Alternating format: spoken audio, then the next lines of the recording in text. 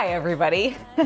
I really wasn't sure if I was going to be here this afternoon, especially not with the morning that I had. First off, I just want to say hello to everybody who's in chat already.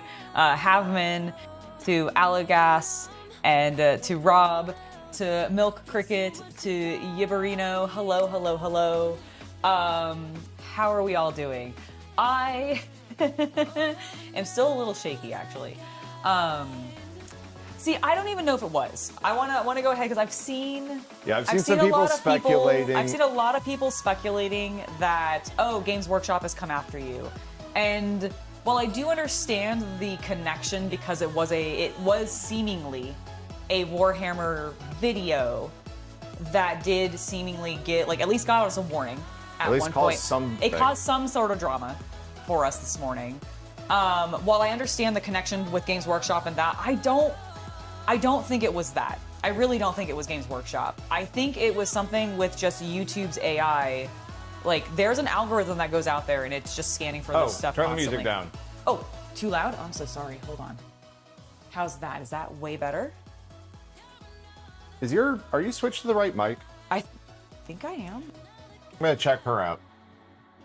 Because I think she's still on desktop. We had the same problem last time.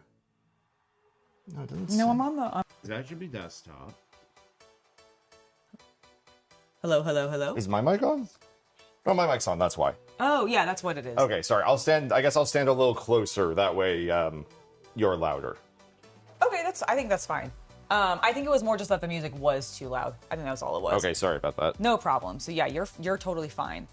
So yeah, I think it was really just YouTube's AI. Now I do like the reason. Yeah, so I just wanted to say this for legal purposes. We in no way believe what occurred today had anything to do with Games Workshop as of the time of this stream. The warning, and I'm covering this a little bit because bluntly, I ended up sort of handling a lot of it this morning. I was freaked out off to the side going, oh God, oh God, oh God, oh God, oh God. So what ended up happening is I wake up around 6 a.m. One of the very first things I do is I check YouTube performance because I have a problem. And I see the channel is just not there. Gone.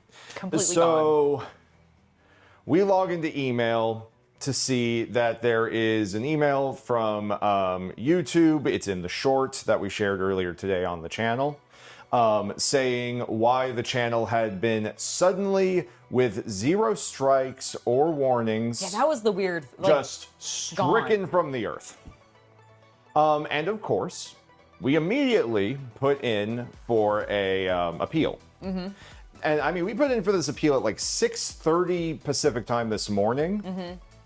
I then went to go take a shower to just try to de-stress a little bit. Yes. And by the time I came back from the shower, like 20 minutes later, the channel was back up. Mm-hmm. However, there was one video that was still flagged and that had given the channel a warning. Mm-hmm. And that was a 5-year-old news video we did in 2021. Covering, like, a fan project that was in no way associated with Games Workshop, and they made that very clear. But it was a cool fan project where they were making an old world film. Like, it was set in the old world, it was chaos inspired, and it was a cool fan film that they were doing that, like, I even remember, like a mini wargaming, like, getting to go and be a part of, and like a couple other, like, I think they even had a tier in their Kickstarter for people to go and come and film. It was a really big deal. It was a big thing at the end of lockdown, I remember. Yeah, it was a really cool thing that a lot of people were really hyped about, and it was 5 years ago. Like, and then suddenly we got this warning, and like, I don't know if. But then, we get the warning for the website link. We delete the link, of course. But, and I'm not encouraging anyone to do this. I just want to clarify that we checked it. The link doesn't go anywhere. It's a dead URL. Like, they haven't paid for hosting on it in probably years because the project's been over for years. So I don't even know what the scan thought that link went to. And once again, you can see all of this in the short if you want to understand, like, the paperwork for it all. It was just so weird. Like, and that's over, and nothing else in our. Oh, and one other weird thing did happen. Oh yeah, we've also like had this isn't bad. This happens like fairly regularly, actually. But like because I just put sometimes some YouTube playlists on that supposedly are supposed to be DMCA free. It's actually not just this. It was actually a lot of video game trailers that we did news for, as well as literally you just playing video games on channel like Alan Wake. Yeah, and that's stuff true. Like the that. Alan Wake music got me like claimed and stuff. Like, and when I say claimed in that regard, I mean like I just can't monetize those streams anymore. Basically, I had a bunch of streams where there was some sort of background music, whether it was in an actual video game, in a video game trailer, or sometimes just the music in sometimes my like painting backgrounds because the rights change, etc., blah blah blah, whatever. So a bunch of those videos also where I was just getting like email after email after email of like, you can't monetize this stream, you can't monetize this video, you can't monetize this video, you can't monetize this like one. I looked through them because I was sort of dismissing them earlier, because here's the thing, that happens a lot, especially when you're literally responding to like a trailer for a video game where the trailer has licensed music in it. It just happens, right? Yeah. And most of the time you don't really care. YouTube says you can't monetize this video, and you go, oh no, I won't get the 50 cents. Oh well. Yeah, I'm like... It's more just about community and talking about this topic anyway. Mm-hmm. But it was sort of, it seemed like what happened is because the channel suddenly reappeared into existence. I wonder if like some automated AI scroll went through Was like, and re-tagged some music that maybe got added to the list since it last did a check to those old videos. That's what... Once again, like, 5 of them were Alan Wake. Yeah, exactly. It was so weird. Like, it's just so bizarre. Like, I don't understand it. I really do think no it's political just discussions in the chat, everyone. That is not the point of this. You're allowed to go against AI or we'll do pro or against AI today, so we can have the Butlerian Jihad debate, but that is as far as I'm willing to accept it. I will be accepting quotes from only the Orange Catholic Bible and no other. Thank you. Angela, please continue. Excellent. Do you think I was the one to pull off the understanding of... Do you think you were the one to pull off an understanding for Kingdom Hearts? Absolutely not. I have not played all the Kingdom Hearts games, and I definitely could not give you a good understanding of it. I mean, YouTube does kind of want to be TV, for sure, but, like...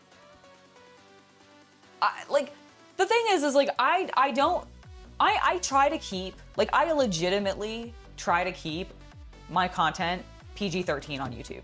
Like, I am aware of what YouTube is, and I do not want to actually, like, piss YouTube off. Which is why I was so freaked out this morning when that happened. It was also just so weird because, like, I had no...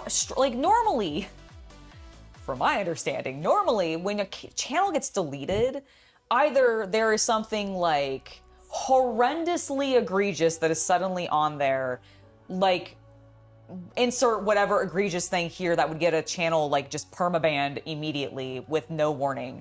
But normally there is like warnings that go to you. You get strikes. Like normally you have to get like, oh, you have a YouTube strike. And if you get another YouTube strike, then we delete your channel. Or normally I think it's like you get 3. I think you get like 1, 2, and then on your third one, the channel's gone. Right. I had no strikes. I didn't even have any warnings going at the time. We still had none except for the one warning, which, by the way, we did appeal the warning tied to the fan film, and it also was rescinded almost immediately. Fast enough that I couldn't even tell you how fast it happened. I literally went like reloading some pages and suddenly it was gone from the dashboard. And I want to be clear, when I say that like it got rescinded and like we got it fixed really quickly, I wasn't talking to anybody. Like my channel is not large enough to have a rep. Like I don't have a YouTube rep. There's not somebody I can go to and be like, yo, hey Joe, so I noticed that my channel's gone. Could you tell me what the fuck's going on? Like I don't have a person like that. I'm not Linus Tech Tips. I don't have a person I can get in contact with in the case of like my channel's been obliterated. So I just went through the normal processes that was required to go through. Like basically in the email, there was a link that told me I can try to appeal it via this, and I went through those steps. That was the only thing I had. Like, here's the thing. Let me finish real quick. Sorry.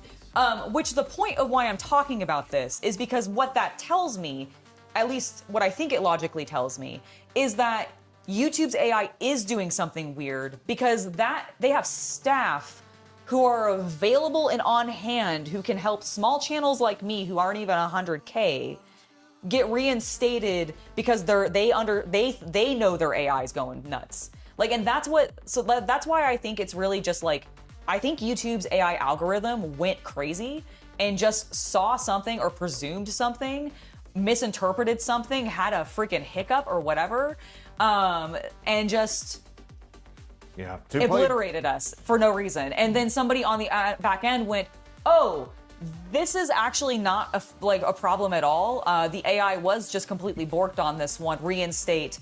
And then I think it did another scan, found that random maybe video, I don't know, flagged that. And then they immediately resolved it again because we submitted a thing going, I don't know how this is our fault. This is a video I put out 5 years ago. I'm not in control of what that link ends up leading to. Please, I mean, and I'll remove it as soon as like you put the videos back or whatever. But I swear it was within 5 minutes of sending the appeal on the movie link. Oh, it was. It was because also almost I checked the link during editing and it didn't go anywhere. And so one and or both things are true. One, at least it's an efficient process because they resolved it very quickly. Yes, which like again, that makes me think that there's like people there dealing with this because they realize something's going bogus. And it does make me think, is there currently a wave of misrepresentations being done? Because some other people have commented in the, I think it was on Instagram, but the ASMR community recently, and by recently I think as of maybe even yesterday or the day before, seemingly got hit by a wave of this as well. Now, I can't speak for what every creator in that space was posting or linking to, right? But it did seem like a wave of strikes came down to at least make me think, okay, did a new version of Moderator launch? Yeah, I mean the other like explanation, like honestly, the only other realistic explanation that I have is somebody did just get real pissed at something that I did or said or I don't know, whatever. They just are, very anti any kind of like whatever. And so they just reported me and that got it like, and the algorithm is really sensitive to that. And so went, oh, you're claiming there's some really highly offensive like material on here.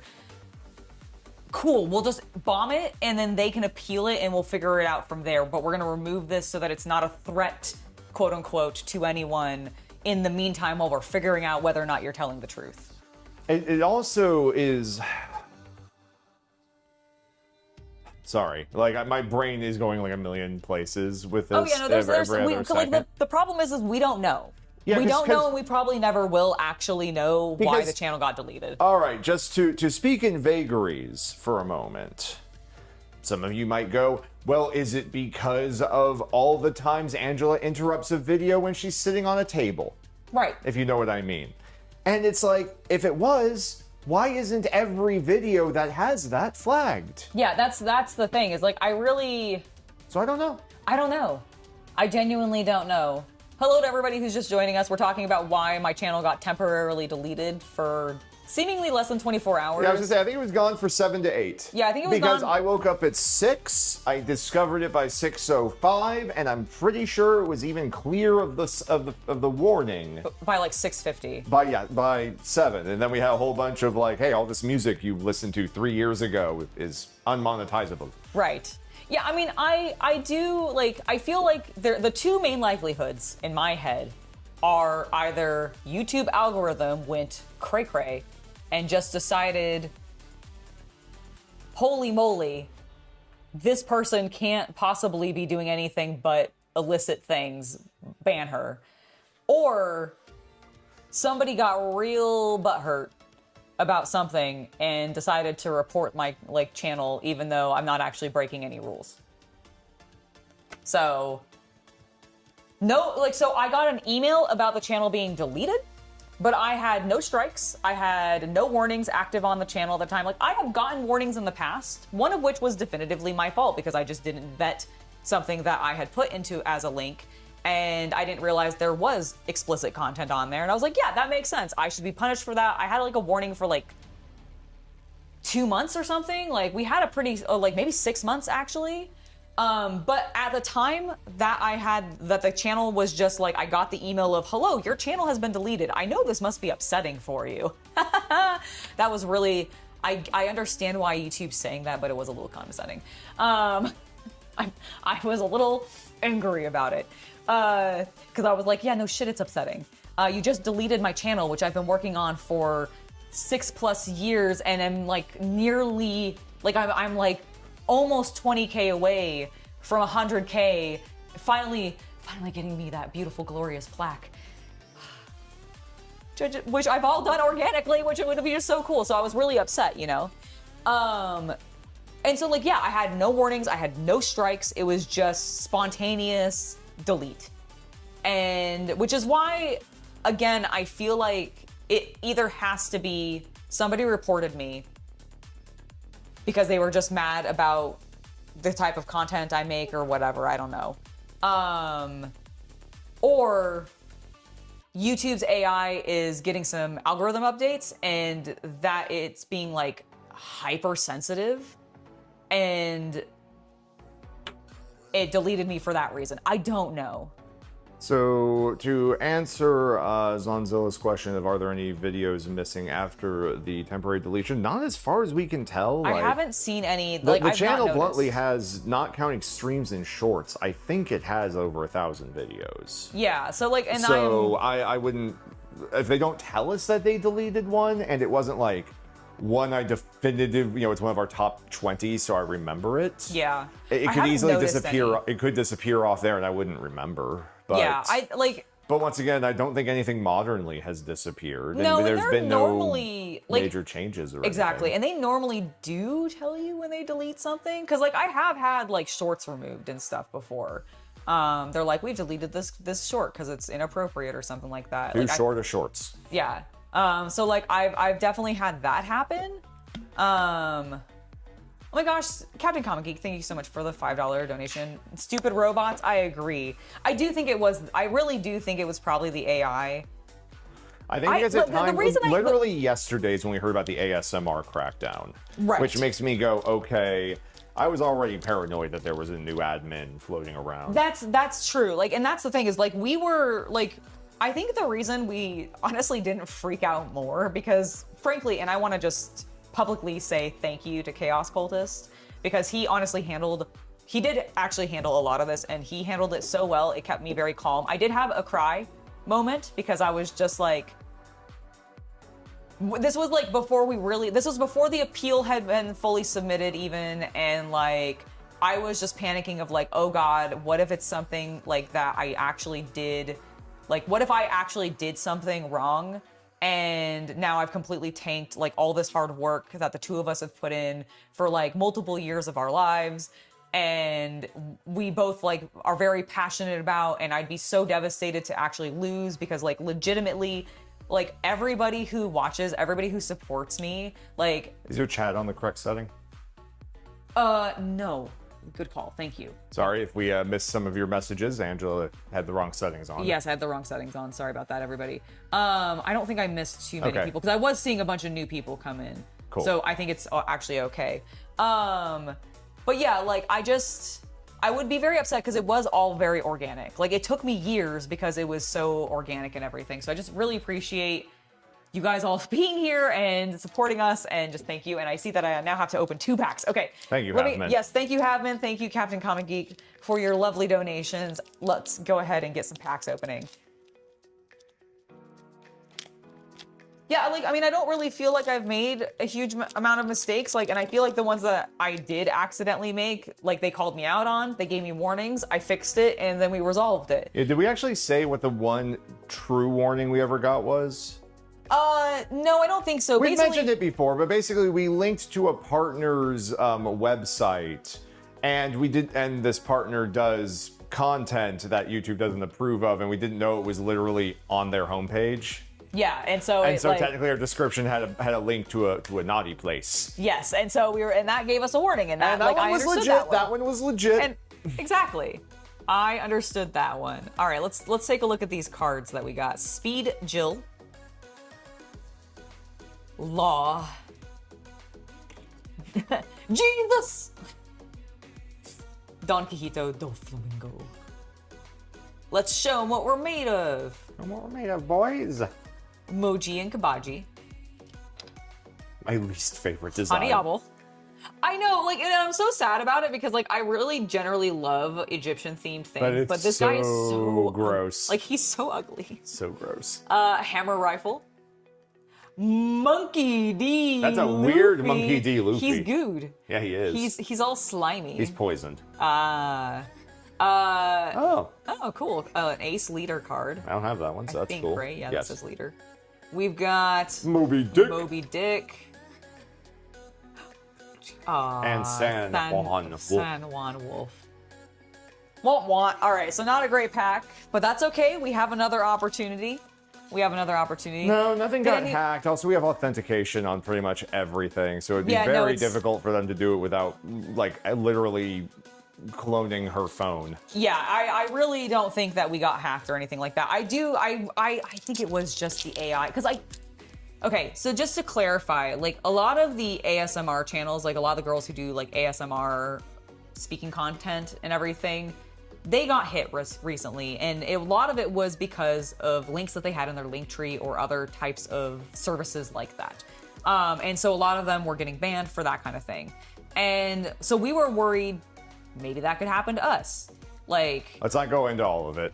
Right. And so, like, basically, like, you can talk about that on Saturday if you want. Sure, exactly. We basically had theories, we had fears, and I don't think any of them were actually true. I just think the algorithm went crazy and found, like, this random link on this very old video, deleted the channel because it thought it was going to something explicit, and then I legitimately would 100% believe that YouTube would have a policy that goes, if he thinks it's extreme enough, because the email said either there was like multiple repeat offenses or one severe offense. So, like, my theory is that the algorithm mistook something, thinking it was a severe offense, and then the policy at YouTube is, instead of to give a strike or a warning or anything like that, but it applied it seemingly.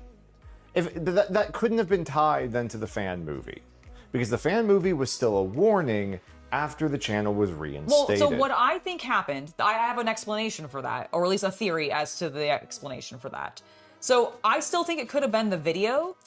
A human being then went and looked and was like, oh, this is the severe thing. Oh, it's not actually that severe, but we do think it might still be weird. Has a weird name. It has a weird name, or we want this person to now investigate this on their end. So we're going to flag it as a warning to make them now appeal this specifically so that we get an explanation as to what the fuck this is and why it's going to this. And we did that. And then they further investigated based off of our basically response. Like, basically, I feel like it's their way of getting interacting with us directly without physically having somebody contact me and go, hi, I'm a rep from YouTube and I'd like to discuss this problem with your channel. That's what I think happened. At least that's my theory. I have no idea if that is even possible. I don't know if that's actually how it even works. I am literally pontificating randomly because I am trying to justify my own feelings of about it. So, but that's like kind of where I think it might be, and I'm not really sure. But yeah, go ahead and open that One Piece pack, because we actually have something, because of all this trauma, because of all of this stress. After this, we do have a very special video we're going to be watching. Yes, a very special video. Yes, we are also going to be watching episode 3. Yes. Episode 3 of the Miniature Master Show, but that's going to be later. We have something extra special before that. Dirty rat. Ace. However, if you are a girl, you will not be allowed to watch it. I'm sorry. Yeah, it's true. So no girls allowed in the next segment. Oh, shit, I skipped one. Sorry. Gum Twin Jet Pistol. It's probably okay that we would have skipped it. It's fine. Boa Hancock. We can't see any of her because there's just... Yeah, I'm waiting for a One Piece card to get us struck. I know, right? Marshall D. Teach! Fuck yeah! I don't know. I may already have that one. I was gonna say, I think you might hear. I do, but I like Blackbeard. So. I know you do. Look at that beautiful Nico Robin. She's so gorgeous. Oh wait, I shouldn't go too close. She's got boobs and they're bikinied. Hey, look, it's Black Vortex. Here you go. Here's another Marshall D. Teach.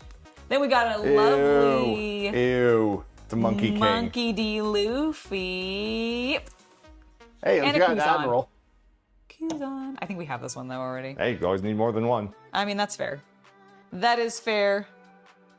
I think I have so many Luffy cards at this point. Well, of course there's a lot of Luffy cards. It's like saying you have a lot of Pikachu cards in a Pokemon set. Oh my god, you're right. I am. I am excited to get some of the Naruto cards. Like, I have mixed feelings on it because, like, I will admit... I think the game looks pretty cool, actually. I think the game looks really cool. I actually just don't... Like, I'm no longer, like, super obsessed with Naruto the way that I was when I was, like, in high school. Is really more the thing. And I fell out of reading and watching Naruto in college because I just was like, I'm just so tired of this. The Chunin exam took too long. All right, I'm gonna go ahead and turn off my microphone so we can get to our very special next segment. And once again, the next segment has a no girls allowed rule. I didn't write it, they did. It's true. It's true. All right, let's move over. All right, so for our first segment today, where is Space King 5? Yeah, guys, where's Space King 5? Do you know how long I have been sitting on these two boxes just waiting for this episode to come out? Fuck, I need my charger, please. Oh, where is it? Right here next to me. Oh my gosh, look at that. Haha, I just forgot to do that. Did you check if audio was hooked up before you began? Yes, I did. That I checked. Excellent. Yes, that I checked in Love it. Oh, for here? Actually, no, I your didn't. headphones and For my OBS headphones? and- OBS, I think here. Wow, that was such a good intro. I know. Well, I'm going to do it again. We're going to do it Get again. your headphones in. Yes. Let me get my headphones in because, yeah, I should have this in. Whoa, I started playing it. Is this now done OBS? Nope. See, this is why I ask. Yep, this is why we need it. We check. This is why we check. All right, the mysterious man chest has entered the scene. Yes. I agree, by the way, Zanazilla. Gundam Assemble looks sick as hell, and I can't wait for my box sets that I pre-ordered to come in. Okay, cool. There you go. All right, where is, but we need to get back. Hold on, I had a perfect My screenshot. apologies. Yeah, no, how dare you? How dare you mess up? Thank you for fixing my mistakes. You're the best. It's okay, man. You're the Imagine where you'd be today if I wasn't here. probably in a ditch somewhere. No, that's not what I meant. I'm kidding. I was kidding. I was just trying to be dramatic. Okay. All right, chat. We're going to start this over again. Hold on. I'm going to wait for that to go away as well. But thank you, Richard, for subscribing. Fun series. Don't take too seriously. Of course not. Of course not. You can't take Space King too seriously.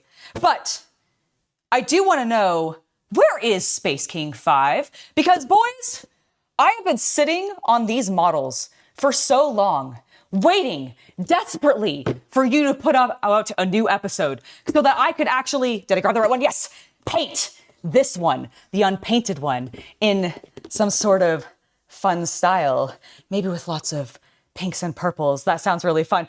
Anyways, I want another episode. I want to watch this episode with you to figure out, where is Space King episode 5 and why the heck haven't we seen it yet? So let's hear from Tom and Don. The question on everybody's lips. Surely it's been long enough and is coming out any day now. Episode 5 will take 2 months. Episode 6 will take 1 month. Episode 7 will take... I don't believe any of that. How much do you think it's been, Tom? 3 short months. I like that it looks like I'm sitting with them, by the way. Oh, 7 Where is months. Space King 5? 7 months and a few It is days. deep Excellent. in the minds of production. It is the biggest, craziest, Okay, at least they're most working on it. ill-conceived episode we've ever done. Did I say to Don, this will take 3 months and be out really soon? Yes. Did Don tell me that was absolutely nonsense and impossible? Also yes. Did it stop us from doing it anyway? No. So here. You know what? I respect somebody who says, will this take a long time? Yes.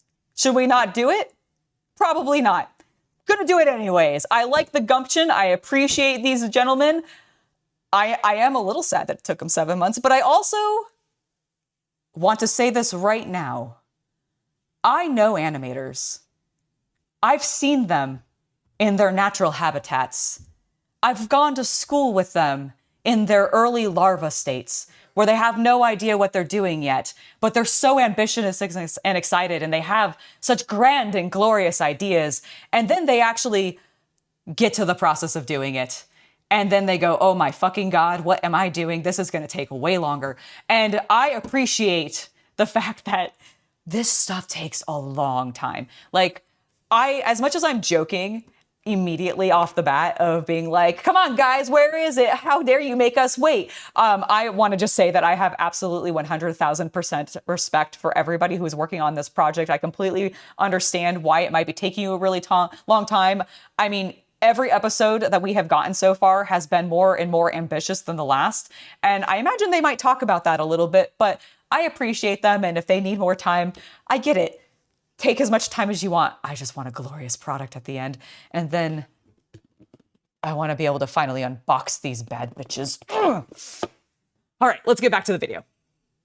Here we are, with the best is greatest spacing ever made. And yes, it maybe took a little bit longer than anticipated, but I think... Oh, you're going to get your first minis for Blackout? Excellent. Is that how you say it, by the way? And then episode 4 came out, and now it's July. So just why is Space King 5 taking this long? Yeah, why? Where is episode 5 currently in production? We are at the part where all of the different pieces come together into the final product. We're at the very end. They're like a big, they're like a Zoid coming together. Like absolute dogs, and now we get to combine it together, slap in the music, get everything. Oh, look how cool it is. Release it very soon. There's lots of really pretty stuff to tease you with. It's completely animated. Most of the effects are done. All the backgrounds are done. It's all just being pulled together into a finished episode. That was a big, like, train.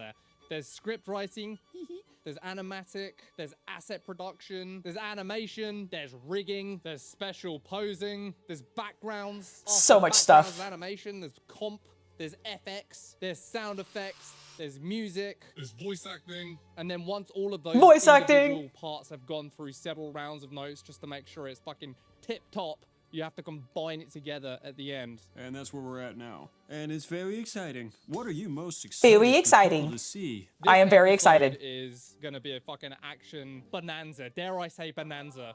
Okay, that's what I thought, but I wanted to make sure I was actually What do you pronouncing it mean that is correctly. a Thank word I you. can say? It feels theatrical. It feels exuberant. Is that somebody's word? No, Don, it's not a Thank you for regular episode. subscribing, Kritsu. It's a bit of a silly word. But Chirisu? it's Sorry, saying it, Chirisu. but it feels accurate. Episode 5 literally has some order of magnitude more action than any other episode. Like, you can actually quantify this. Every episode has so cool. really That looks hard amazing. action shots. It take a lot of love and a whole lot of people to pull Oh, off. And look, this like- episode is... Oh my I think God, actually, just like, the started amount with of effects, the amount, like, I have a feeling they're going to talk about this just because it's based on, like, everything that we're seeing, but, like, fuck, they're putting so much into this. I can't wait for this episode. I genuinely can't wait.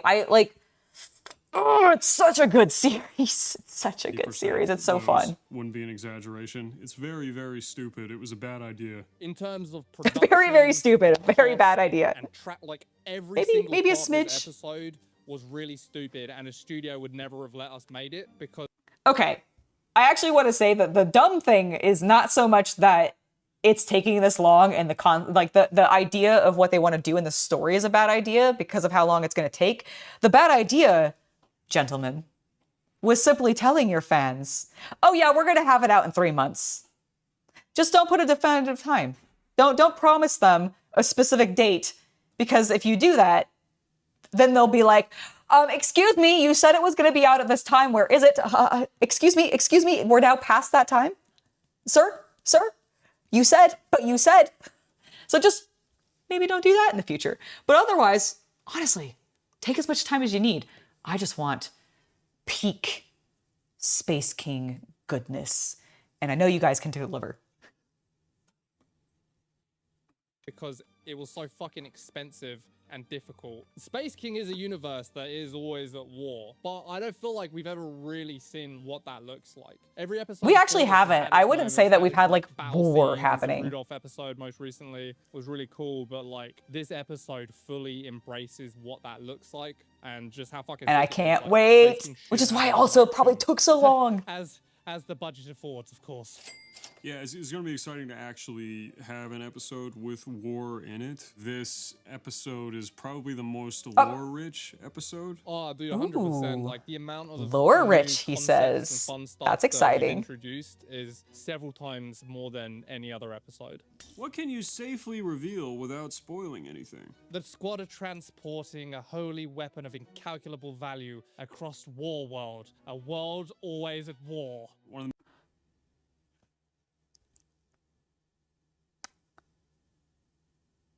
Perfection. I've never heard a more aptly named world. War World. A world always at war. Oh my God, you guys. Bye, Space King. It's glorious. All right, excellent. One of the most interesting things about this my episode God. is we introduced an enemy that is actually a threat to Psycho Warriors, and not just because they're invincible. We thought it was really important to finally do that, you know? A threat to So far, it's Psycho been fun Warriors? watching Psycho Warriors beat the shit out of things that are like smaller and weaker than them, which I'm Yes, always this is a proud of, YouTube but series. this That is episode, correct. Like Don says, brings an enemy into the You mix can that watch can Space actually King go right here toe-to-toe on with them. I think YouTube. it's pretty fun. For me, On the they're, Flash like, a Gets really YouTube fun page. combination of like chaotic but threatening. How does episode 5 compare in scale to the previous episodes? So we've talked about this Yes, a lot at this point. tell me about but it. I asked Corgan to collect some figures to actually quantify how bad of an idea this was. Ah. I Madison, is there love anything you see on screen in a cartoon? I love statistics. And I love when those statistics are organized into lovely, comprehensible. Sorry, I had to think of the word there for a moment. My brain, probably because of the anxiety this morning, was dying. But the comprehensible guide into why something was stupid. I can't wait. Let's show me the graphs, boys. Show me the graphs of why this episode is dumb. Effects, animating the effects, characters, obviously, components of the characters, like their expression animation, their mouths, the different angles they have to be drawn at. Some characters you only have to draw a couple angles, others you have to do like 7 turnarounds of them. So it balloons really fast if you try to make a script that's too complicated, and that's exactly what episode 5 has been. We have these Excellent. charts A here to complicated compare. script. Let's I'm loving compare it. Episode 5 to episode 4, which was a comparatively much simpler episode. Whoops. We don't just mean 71 Whoops. unique characters, we mean Whoopsie. characters and then ancillary things you have to do with those, like I was saying, like additional turnarounds, mouths and stuff. There were a bunch of unique characters in episode 4, but they were pretty simple. Episode 4 had 71, episode 5 is 73, but many more unique, complicated things within those 73. Episode 5 has 26 new weapons, which is to equip this new alien race with various things in They're their like arsenal. pig 3 times people. as many weapons. Hold on. You have to look back at the pig people. They have little snouts. I like their little, I guess maybe, I mean, I kind of am getting the boar thing because they've got tusks next to their snouts, and that's very boar / like pig-like. I like them. They're cute. They kind of remind me of tall boar Votan. That's the vibe I'm getting. I think it's because it's white and blue, and I just really I have to associate jump that in with for a the quick Votan. moment. What? They are based on the ancients from Fifth Element. Oh, that's right. Look That's at them, right. They and are then based. look up That's the ancient aliens in Fifth Element, and tell me at least the power armor is not inspired no, by you're it. totally right. They are.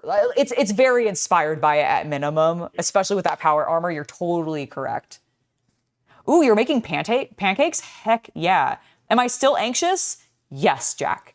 I am still anxious, but I'm feeling a little bit 3 better. times as many weapons. Vehicles. Episode 4 had 10. This episode has 23. Special You were, poses. yes. This is where it gets crazy. Action animation requires special poses because inherently the characters do crazy poses that are hard to draw. So you have to get an artist to draw these very specific drawings that the animators then reference to animate. So He was, episode like, 4, the much simpler creepiest episode, 96 special poses. character Episode that they 5, made, in my opinion. 356 special poses. Whoops. Backgrounds. Episode 4 actually had several locations. It was fairly star spanning. They go to different planets and stuff. 162 backgrounds. Episode 5, 266 backgrounds. Whoops. Episode 4 had Holy shit, 90 that's so scenes many. with effects. Episode 5 has about 240 scenes with effects. Whoa. It's literally 2 to 3 times. I mean, to be fair, more difficult than any episode. I would hope that on, what do they call it? War Planet? The planet always at war? Yes. Okay. Sorry, it's still so stupid. I would hope that on that War Planet would have a lot of special effects. It doesn't have the intellect of Armageddon. Oh my god. No, I like War Planet better. These numbers are what they are, but they aren't actually showing the full picture of nuance, like what those Hey, pancakes are, listen, breakfast food is good at any time, okay? Much more unique and spanning a much wider. Oh, I love the designs. Before, I think there was only a couple new vehicles and a couple angles, whereas in this episode there's turnarounds. I love the faces on all of the fronts of the vehicles. They're so good. All that had to be conceived and designed. They all fucking explode into several trillion pieces. Lovely. Looking forward to that. A bad idea. But just wait till they see it. Just fucking wait till they see it. What was the most difficult part of making this episode? Every part? Problem with animation is yeah, the that's more valid. complicated it gets, it isn't just a matter of the numbers being higher. Every new component has cascading problems that it introduces that may or may not be immediately Exactly. obvious. Breakfast is an all-day thing. It's just breaking your fast. Basically takes place on a moving vehicle, which you may think like, oh, okay, what's the difference? But if you imagine like a character on a flat background, the character just has to twirl around it like a stage. Now imagine that stage ripping through a fucking desert of explosions and fighting for 25 minutes. And now all those backgrounds need to be tracked. The speed needs to be kept consistent. Everything is Does sound complicated. It is so much more complicated. Every character So much more has complicated. a very He's not wrong. specific and disparate scale from every other character. So the aliens we alluded to are much bigger than the Psycho Warriors, and that scale has to be successfully tracked throughout Oh, the they entire are cartoon huge. across 40 animators that all have their different way of eyeballing it. All of the weapons they're holding also 40 animators? Dude, that's great for them. That's like legit a small studio. Nice job. Nice job, Flash Kits. That's super cool for you guys. also have to maintain a consistent scale relative to everything else. And It then is pretty very much Mad throughout the Max, isn't entire it? Cartoon, on top of this moving vehicle, there's meant to be a battle, and you have to Red make it velvet seem like pancakes a or battle. crisscross You can't just bacon have weave empty and maple. backgrounds. That All of a sounds sudden, they're amazing. alive and Both of those sound unoccupied, so now amazing. every single shot I've never has had a to red velvet thread the pancake needle of before. having some sort of consistent continuity of characters and things fighting, and it feeling alive and not just dead, so that you can get to the next shot. It sounds really is, delicious. like, the whole episode a case of wouldn't it be cool if, and never actually saying no. That's a pretty fucking sick quote. The episode has every toy from the toy store, which is just a really bad idea, as it turns out. But it's so good. Are we gonna go into a lovely vault full of delicious weapons? Space King approved weapons? I'm excited to see what that's gonna look like. Changed the most during production. You know, I think probably the animatic changed the most because there's just so much shit packed in. I could believe that. The animatic episode would that probably be you the wanna thing fill you it all want and to kind change of the get most everything in, if you're going and to change you anything. have to Because you make definitely don't want it to be strategic like late in the sacrifices game when you've parts already because it's started gotta doing most of move your other quickly, shit. But it's also got to get all of like the story beats in, and what it means is everything has to be as like dense as possible. Every line, every scene, every action needs to convey like 2 or 3 things at once. So the animatic was changing a lot to try and make every scene do like 3 or 4 different things. We abused That makes sense. the animatic team this time out. They're used to it. They like it. I think there's some They sections just with pulled out the over 20 whips. versions, which we've been told is unheard of. Do you want to be a part of the most prestigious animated show of all time? Then this is the sacrifice. Has to be awesome. Did anything begin as a small idea? And I become much appreciate them. bigger? And there you go. 2 years ago, I had the log line for this episode in my head. From the one idea of a train transporting this weapon through the desert, the entire episode. However many fucking artists and however much resources, all just from a little sentence that popped into my head. I love getting to Everyone's see the suffering. animatics and like the not finished stuff. Came It's from so basically cool. a mental fart. It also sounds a lot simpler than it ends up being. Oh, yeah. It's all one location, sort of. They're just on top of a train. The action comes to them. The action does come to The them. action comes to It's them. true. Yeah, have I to imagine go that's through it. very true. Oh, if you think about it, dude, they don't have to like even move. The train moves. Well, but hold on a second, dude. What if they had jetpacks? Oh, they gotta have jetpacks. What if they could leave the They do trails have to have unmanned, you know? jetpacks. Just really quick and come back. Yeah, just like we'll like cover it all in smoke and no one will notice.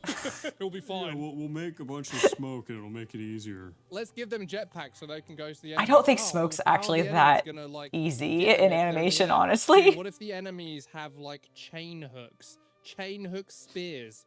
Oh, that's a good idea. So how's he gonna get out of the chain hook spear trap? Well, what if he has... Chains are really No, I easy need to know. after all, Yeah, they're not... you know? They're not a long strip of interweaving, interlinked metal pieces that all have to move. I mean, I don't know what independently of chains each you've other. been You can talking see how about. this That's not quickly how my gets chains out of are. hand. What if all the vehicles shot different size chains also? What if there was chains in every Thank you for city? What if, like, subscribing, the whole thing was Shin701, Magnus Johnson. It's lovely, or Johansson. It's So every lovely to Toy have you guys Story join us. cartoon. What is something the audience will barely notice that took a huge amount of work? The whole point of a really great episode or movie or production is you all... I'm gonna pause before he finishes his thought. All of it? All of it? You don't want them to notice any of it. It should fit seamlessly together. And if that's not what he's about to say, they do look custodian, don't they? They're not though. They're the big Fifth Element inspired aliens, but they are on custodian-esque bikes. You almost don't notice any of it in a way. You're so engrossed. It flies by and you don't even think about the components as components. I was but so right. It's just this fun flowing experience. So I hope that people notice like nothing. I hope it's just this fucking ride you go on and by That's exactly what I expected. That's the hope. Every department on our team endured a tremendous amount of pain of some stripe or another. Dude, that it I'm looks sure so no one will cool. notice. It's still enduring. It's still in production. There's still right now there are people enduring that pain as you watch this. Background team. As we watch maintaining this, there's consistent somebody gothic that backgrounds Tom and from Don are angle to both angle cracking whips with, over. Really stupid ideas built in, and also drawing corpses. Making all over them work Dude, what harder, if the train's faster. engine was a church? But like a Gothic church. It can't be a Protestant church. It's got to be Catholic with spikes everywhere. It's got to be steeples and Catholic and awesome. And also, it's a war, so there's got to be dead guys everywhere. Yeah, dude, what if it's powered by a choir?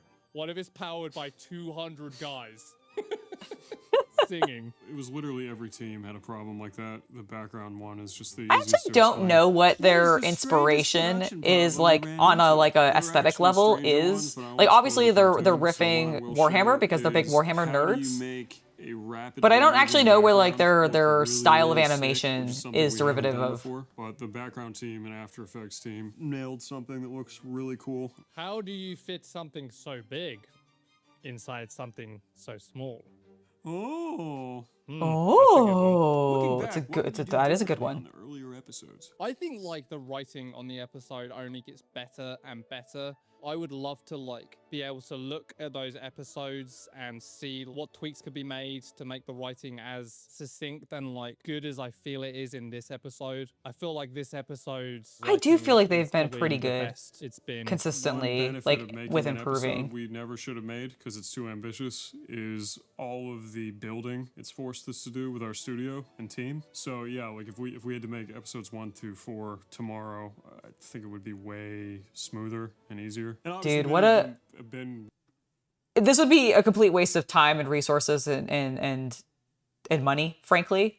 But I would actually love to see like okay, because I think Space King's gonna be around for a while. I feel like they're ambitious. I feel like these guys want a lot and desire to have this long-standing thing, right? So it would be really cool to see like this team at like episode 20 going back and redoing like episode 1 and comparing episode 1 OG and like modern episode 1 where they have like all this more skill. They've really refined these characters, etc. Be very interesting. Hello, Grant. Lovely to see you. with us since the beginning, but the team has grown and grown and gotten more organized and efficient. What has the response to Space King meant to you personally, Tom? Dude, it's just fucking sick. Like, what else is there to say? It's like literally a dream come true. A bunch of spurgs got together and said like, you know what? We want a cartoon that speaks and appeals directly to us and like fuck everyone else and who cares. It's a lot of trust. We get to live a dream. It is a lot of trust. Torch for a group of people. I think that's pretty fucking sick, you know? Maybe Welcome to the that's too channel, grandiose. RCB. That's how I feel about it. It's always amazing how much it means to so many people. I heard about a buddy that's a bartender. So I love seeing the exceptional Space King fan art, especially on Twitter, but just like across, like on the internet in general. It is so good. Everybody is doing such amazing work. Like, Space King has the benefit of they are completely capturing something that Games Workshop themselves can't anymore because they're worried it'll make them look too crass or just like not appealing, I guess, because they're trying to be really PC, right?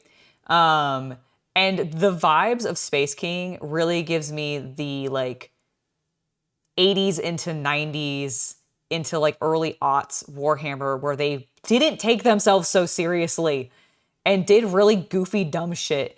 And all of their like reasonings for people being like even in existence was because of silly, dumb stories, because they were all riffing on the things they were themselves obsessed with. Like, we have Slime Arbo because somebody was really into Rambo. Like, that's why he exists. It's that easy. And I wish it was still so simple, but I feel like they don't do that kind of stuff anymore because they don't want to deal with like potential copyright, / not being able to copyright it themselves. Heaven forbid. And then they're just, you know, trying to be more appealing to kids, which I'm like, do you need to? Can we just have, it's a game about war. In a world that's always at war. It shouldn't be for kids. It should be for like teens and adults. Bartender that just happened to see like two guys talking about Space King. I was on the phone with like a customer support rep a couple weeks ago and was a Space King fan. Nah, that's fucking sick. It's really crazy to get to make something that means a lot to a lot of people. Have any fan reactions, theories, or jokes surprised you? No. No. No. What do you want people to understand about the work? I knew that was going to be the answer there. I think this. I mean, they video is kind do. of demonstrating the amount of passion and love from like so many. But it people doesn't mean they that need to go sell it into to 'em. And also, just that it really is made for you. I want to admit that it isn't just Tom and I that makes all of them. Don't tell them that. It's a complicated game. There's a Like, lot of I don't people know. out there I that just, think just like, not to make say that Tom kids and can't play it. make I'm not 20 saying minutes that. I just don't overtime. think that, like, I Games saw the Workshop funniest should be pushing comment, it someone complaining about how in a long family-friendly episode direction takes. when What their made game it is even not funnier is family-friendly. they Like, thought they're we did literally a everything war game. ourselves, That and is somewhat the even problem if at this two point of people were doing all of this, Games the Workshop length is it sort of takes to stuck make in a an middle episode is spot unreasonable. of either they have to adapt to what the market is demanding, which be is fair, become like, we are more going to- crafty and family friendly, Mm-hmm. or stick to that hardcore audience taste, Right. but ultimately sacrifice their revenue as costs go up, just to acknowledge the reality of the entire situation. Oh, completely. As someone who, I will remind you, got into Warhammer when I was 12. Yep. So exactly. I will hear none of this Warhammer should not be for kids. Oh, yeah, no, it's not, like I said. Malarkey! It is It malarkey! is malarkey. What I mean to say, yeah, you're absolutely right. You're absolutely right. And what I mean to say is, like, not that I don't think kids can't be introduced to it or like have the maturity to play the game. That is not what I'm saying. I think kids are completely capable of doing that. What I'm saying is that Games Workshop should not be trying to sell it to mothers for their, like, to families, basically. Like, I just don't know if that should be the direction. I think it should be found more organically by the kids who are interested in it, not shoved in their faces as this should be for children, which is where the direction I feel like Games Workshop is trying to take it modernly with how they are just like, I don't know, removing a lot of like imagery and just changing a lot of things and like making weird decisions. It's just very weird decisions, you know? I don't know. Going to get to the point where we're like pumping out these fucking episodes and making them a lot more frequently, but as you can see, the side quests are fucking real. It's difficult, but there is an army of people making these. Every single one of these episodes is poured over like a labor of love and made to the very It's very gonna look ceiling so of good. our ability and the ability of everyone involved. I also think we did promise sometime around episode 4 that they would be coming out more frequently. So hopefully from this video you understand why not. We do see the comments on almost every Tom and Don video. Where is Space King 5? Sometimes I Where think, like, is if Space I King die 5? tomorrow, Tell me. At least we got to make episode 5. Is that crazy? I genuinely have that thought. I'm like, well, if I fucking get hit by a car or get arse cancer, like at least we got to put out that retarded project. It's kind of cool. It is the biggest thing we've ever made. It's the biggest combination. I could believe that. The most art That is the biggest thing they've by ever most made. People to make something really, really cool, and it's been an honor to get to curate that, as it is every time. But this time, like we said earlier, it's like literally 3 times the episode of any other episode. Dude, I can't wait till we get past our like doing blockbusters phase and just like want to do stage plays in Arkansas. You know what I mean? It's too hard. But no, the comments always say, like, why aren't you working on fucking Space King, you assholes? We stop for an hour once a week to not work on Space King, and that's to make the second channel videos. So, fuck. What should fans know about the future of the series?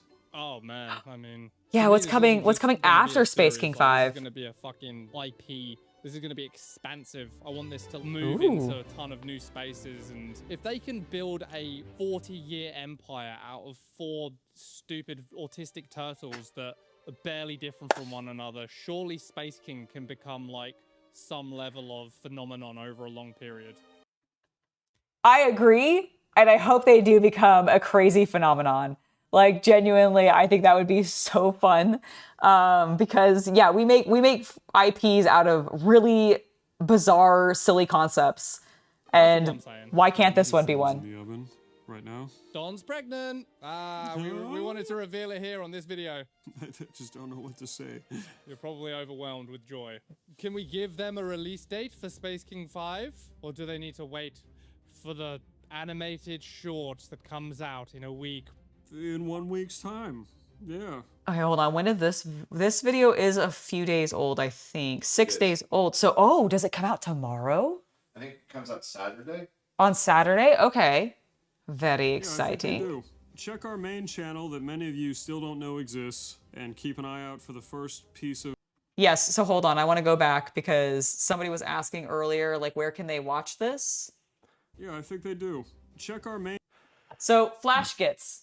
This is where you can watch it. If you want to watch Space King, go to the Flash Gets channel, and that's where you can watch it. This is actually Tom and Don's separate channel where they do like their podcasts and they talk about a lot of stuff. So you can absolutely follow them here too if you're interested in that kind of thing. But if you're wanting specifically their animated content, I believe it's almost all on Flash Gets, and Space King is definitely on the Flash Gets page. So that's where you want to go. Our main channel that many of you still don't know exists, and keep an eye out for the first I just wanted to piece pipe of in, official does this Space mean King that episode 6 will take longer than episode 5? Not necessarily, Havman, because hopefully, knock on wood, part of the justification behind all this was all those weapons and everything they made. Well, they get to use those in episode 6. Yeah, and you know, maybe, and we don't know how episode 5 resolves. Maybe episode 5 resolves, and they decide to have a bottle episode for episode 6. Yeah, not necessarily a good idea, but I'm just saying that kind of thing could happen. A bottle episode being like, and they get trapped within a vault with a monster that's hunting them. Yeah. So they basically only have to do darkness and like 5 backgrounds. Exactly. That would be a bottle episode. Exactly. It refers to television episodes that happen in a bottle. Exactly. But yeah, no, it doesn't necessarily mean it's going to take longer. And in theory too, because they said they literally have expanded their team like hugely during this production. Like in theory, they should have plenty of people to be working on episode in 6 theory, in a little bit of a faster. Like I'm not going to claim and I don't think you should believe that they're going to have the episode 6 in their original talk of like being a month out from episode 5. That ain't going to happen. I don't believe that. But do I think it might be like 5 months out or 4 months out or something instead of like 7 like this one was between episode 4 and 5? Yes. I definitely think they could get faster. All right, let's wrap up the video. They're almost animated finished. Content in 1 week since December. It's a pretty exciting. August 8th. Okay, so 2 days. In 2 days. So yeah, Saturday. Space Yep. King content. Check out our previous videos where we talk about Space King stuff. Like this one. That one's my favorite, Don. It's just chock full of Space King stuff. That was a funny one. Space King! All right, so we'll have an actual answer to where is Space King episode 5 in 2 days. And hopefully they'll be like, it's and then we'll all be very excited. I don't know if it'll be that quick, but like, wouldn't that be swell? Regardless, I am actually very much looking forward. I suspect it will be within 2 weeks because they'll want to build hype, but not so far out that people forget. Exactly. In which case, I'm very excited because at some point in that interim, I don't know if it's going to be pre, or like leading up to or post the episode coming out, but I do want to do a lovely little unboxing of these with you guys because I actually have not looked at them. I got them. They got shipped to me. I forgot we even ordered them. I was like, maybe we didn't actually order them. Maybe they're just not going to come. And then they did come. And then I haven't opened them. I have definitely worn the shirts that I got with these because I also got 2 of the t-shirts often. They're huge. Like they are not meant for ladies. Go figure. But I haven't looked at these at all. So this one I'm going to be painting, and I haven't decided exactly how I'm going to be painting it, but I do think I want to do something Slaneshi. Or possibly Nurgly, because I feel like we've seen kind of Slaneshi vibes already in Space King, but I don't really feel like we've seen... I don't! What? I don't want to see them animate Nurgle. I mean, no, probably not. But we haven't seen a Plague Marine like thing, so maybe Plague Marine colors could be fun. I don't really know. And then this one's pre-painted, so we're just gonna unbox this one. But I think that'll be also really cool. So thank you guys so much for watching this with me. Let me know if you've been waiting for Space King episode 5 as long as I have, and I'll see you guys next time when we watch the preview. Stream's not over, guys. Yes, no, stream is not over. That is just for CC to have a good ending for when we clip that segment out. Yes. You want to paint yours as Gallivanters? Terry's memory must live on. There you go. Do it, Coffee Hobby. I believe in you. You can do it. Yeah, these are models. So Space King, they had like last year around the holiday season, I think they did like a campaign where you could get a bunch of merch, including some vinyl figures, which are what these are. Guys, yes. Just because I want to distract myself because I've had a really bad day like Angela. Yes. Look at the stupid things I made. Hold on, let me go to full screen.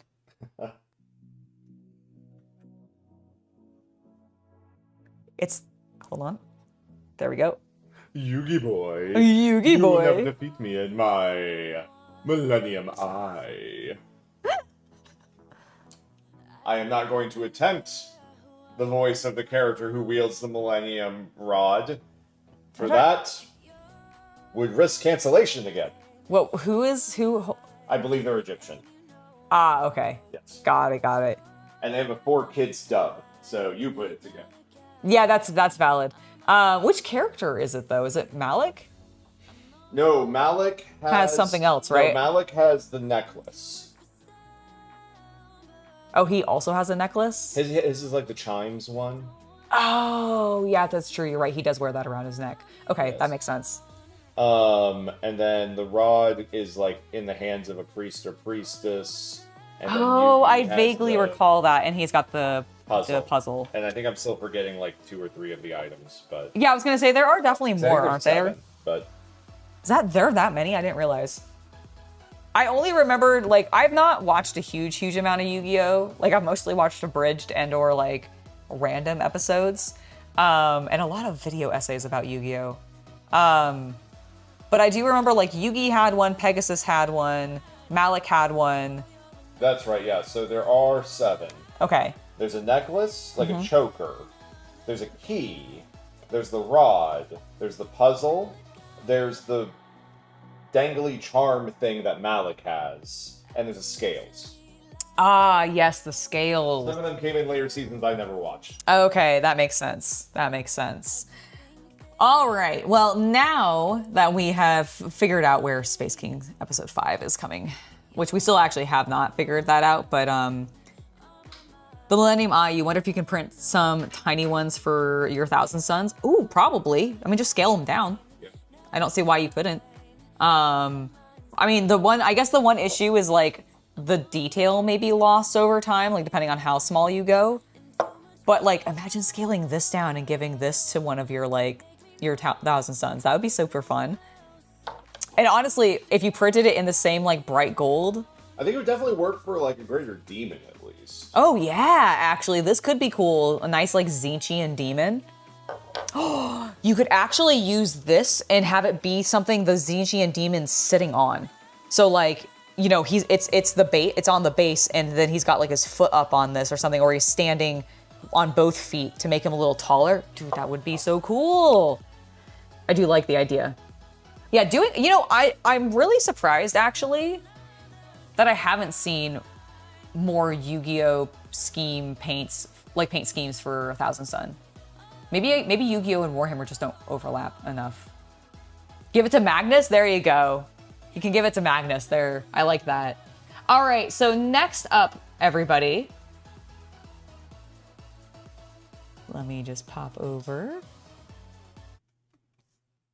I want to go ahead and continue watching Miniature Masters. This is Squidmar's competition show that his channel is running. This is episode 3, which is the next episode that we're watching together. And I am extremely excited for this. So without further ado, let's go ahead and jump right in. Let me pop back to the beginning because I did go in a little bit because I wanted their cool logo. Excuse me, YouTube, please. Thank you. Let me drag the bar and let's begin. Welcome to the 3rd episode of Miniature Masters. Woo! Episode 3. The world's best miniature painters against each other to compete for $10,000. Mind having that? What's gonna go now? Who's gonna go home? One sleep up and you go home. And then I will admit, I am really, like, I am so jealous of the space they're getting to do this in. It looks so cool. To channel all their creativity in this challenge to make the most atmospheric. Listen, as long as everybody is having a good time. Miniatures. I feel like I'm digging myself out of a hole. I don't have any hopes now. Am I allowed to swear? F it. This contest is less about technique, but will force you to show all the creativity you have to impress the judges. OSL is something I'm really bad at, so I'm very angry that I put myself in this situation where I have to paint OSLs. There's going to be a quiz. This I was more nervous than A quiz? Done some big stupid moves today. It is a little bit of a safe paint scheme, I would say. I can do green and orange. Are you ready? This episode of Miniature Masters is sponsored by acrylic miniature paint. Is she being forced to do green and orange? Because her color scheme is very like monochromatic with a pop of color. Back to episode 3. Interesting. I wonder what the quiz is. Give me a second, I need to look pretty too. How's the hair? Good. Understood. Last week, we saw our first contestant leave the show. How are you guys feeling today? Bad. Not great. Yeah, Natalia leaving has made the competition feel a lot more real. Watching someone that we care about, almost break down in tears, and that's never good. I feel like that always We're happens when the feeling a lot first more person serious leaves. about the next few weeks. Obviously today, we've reset all the scores. There's no carryover. None of your previous pieces matter anymore. But I'm very glad that that towel is now off of my back. From this day on, every piece has to be spot on. Magnus appears in episode 5. you have a Ooh, plan? interesting. I want to know Can't wait to that get there. or believe that if it looks dark, you can maybe push through still. After starting this competition, I don't know what I hope for anymore because there's so many elements and you can't plan for them. As you guys might see, there is no table here in the front today. There's no display. Yeah, what are they to working on? reveal the challenge, but we still have a challenge for you guys. They seem to make up the challenge as they go every time because it's so random. I love it because random is my middle name. And today's challenge for you guys will be to tell a Interesting. story through atmosphere. Painting with atmosphere is something the best painters in the world have to master. And the atmosphere can be anything from evening light, a night atmosphere, to crazy explorations. Anything that takes us out of our world and into That the is so miniatures cute. world. Ooh. For this, you can pick whatever Okay, that was you awesome. want from the store. This means it can be a 32mm mini, it can be a display mini, or a bust. It is up to you to make good decisions. Okay, so that's to why give they us a don't great have piece. anything, like they're not doing a big reveal because they're just like, have fun, kids, do whatever you want, which is actually, in my opinion, tougher. Because at least when you're given like, hey, you have to paint one of these. Maybe you get a choice, maybe you don't because you're the last person picked and you just get what's the leftover. But at least you know immediately and can start formulating an idea of like, all right, well, I'm going to be forced to do one of these. So I have to think of it from that way.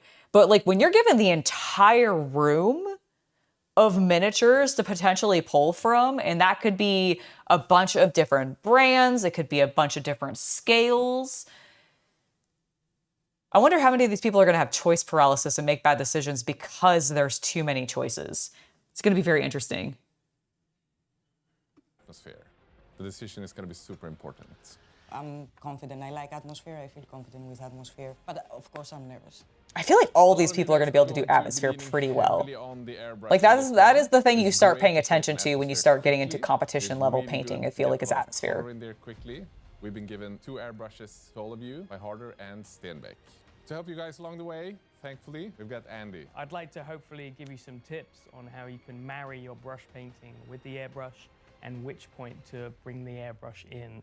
I really hope the contestants are paying close attention because getting this kind of guidance is priceless.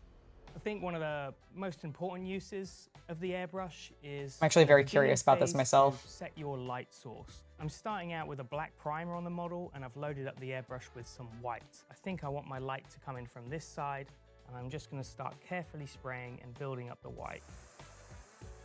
I would always start when you're airbrushing anything too diluted, because if you spray it on and it doesn't do enough, then that's okay. If it does too much, you can't take that back. Andy is a master using the airbrush. With a short amount of time, he can add a ton of atmosphere. If you're just getting started with the airbrush, this is a great starting point. Adding a quick atmosphere in just a couple of seconds, and with that you have a great guiding point throughout the rest of your paint job. Now I'm happy with my main light source. I'd like to add a secondary light because we have this part here on the cheek. It's black and we want that to be in shadow, but it's looking a little bit flat. A little soft light on here. So just a little. So for my ambience or atmosphere, I'm thinking about the colors of a sunset. So I'm going to start by taking some of my purple, and wherever there's a black section left behind from my airbrushing, I will move my brush stroke away from the white and I can just start blocking in some color here. Nice note of moving your brush away from the color that you don't want it to go into. Atmosphere looks amazing. Hello, the Rook. It's lovely to see you. Instead of the black, we have color on them. I've taken a skin tone, and now I can do the same thing with my shadows, and I can start to just block in these big areas of light. Once I'm happy with the placement of the light, then I can start to think about any transitions. So I could make a middle tone with the airbrush, and I can just add some color into this cheek. So this is about making the ambience we're trying to create consistent, and it's about having some power in the color. And I can just keep adding those filters until I'm happy with that general ambience. I like how we can't even see the paint going out of it, but like... And with that, the contestants now should have a good starting point. I mean, it's a great, like, it's an insanely good foundation. Atmosphere to your miniature. It was nice, right? Better than what I could do, for sure. Me too, Looney, me too. To learn from someone. As you guys know by now, light is one of the most important parts of creating an atmosphere. And today you guys have 8 hours for your challenge, which is a little bit more, but you also have to do more today. And on top of that, okay, we have another challenge within the challenge. I am getting very nervous. You guys are only allowed to use 10 different Vallejo paint pots for the entire... Okay, so that's maybe where the quiz is coming in. Maybe they get extra paints and I'm maybe not going to be able by getting answers correct. And that is excluding any grayscale. You're not allowed to use any white, any black, any grays. We've taped off the colors in the paint racks, so please try to not use them. With the exception, you are allowed to use a white undercoat through the airbrush, just like Andy did in the workshop. This is just as much a creative challenge as, you know, a psychological one. Are you ready? Time Exactly. starts now. He means when he says light placement, what he's talking about is like where the light is coming from. Even if like you are not physically shining a light on the model in that position, you're acting as if you are, so that your colors reflect brightness and then shadows being cast, because you are presuming there's a light source in front of that person, above that person, behind that person, depending on like where the painter has applied it. But yes, when you're applying a light source to a model, it's you determining like, okay, it's the same thing that you do honestly in any art form, honestly, because like if you're painting like on a canvas, you're still determining where your light source is coming from and how that is going to affect everything on your canvas. Because like if you are doing like even if you're doing a landscape and you don't even see the sun, but you're a bright, clear day, you're still going to create shadows based off of where the light might be and how the clouds are in the sky. And maybe that's reflecting onto or casting a shadow onto the grass. So you might do some darker blades here, but this other area is very exposed and the clouds aren't covering it all. So we're going to do a lot brighter colors here. It's that exact kind of thing. Trent is a character in this one? Interesting, okay. Well, let's continue and see what else they have to say. Having the gold brush is a big relief because I can be risky with my decisions at the beginning of the day, that if I don't pull it out or if I feel like I'm not doing it correctly, then I can just, use it. I want to use the fact that this already gives me an excuse to do an atmosphere of magic. So I will use the backdrop to do some really poppy colors and abstract shapes that go with the magic. Kala's idea is wild and different. I'm super excited to see how she's gonna pull this off. Just make sure to not get lost in only that magic. We really want the contrast. Yeah, I will try. I will miss the blacks for that, but... She's sort of a master of color, but it's important that she balances the backdrop and the miniature so that the backdrop isn't the main piece. It is, after all, a miniature painting competition, not a backdrop competition. But if she managed to get balance, she's gonna be the one to beat. If you would be doing this challenge... Okay, that comment on them being concerned that she's gonna make the backdrop the centerpiece, I wonder if like, because she did a backdrop in the very first episode, because she was the one who did the horse with a backdrop, and she was the only person that did a backdrop in that challenge. And they told her, the critique they gave her was she needed more ambiance, which is another way to tell her she needs more atmosphere, which is the whole thing of this challenge, which I'm like, I still don't, I'm reinforcing that I do not understand that first comment, because I'm like, this woman understands atmosphere.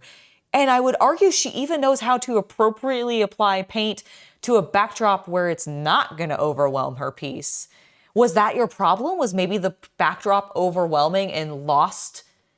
Like it blended too much and therefore the ambience was lost in real life and like it just didn't come across that way in video?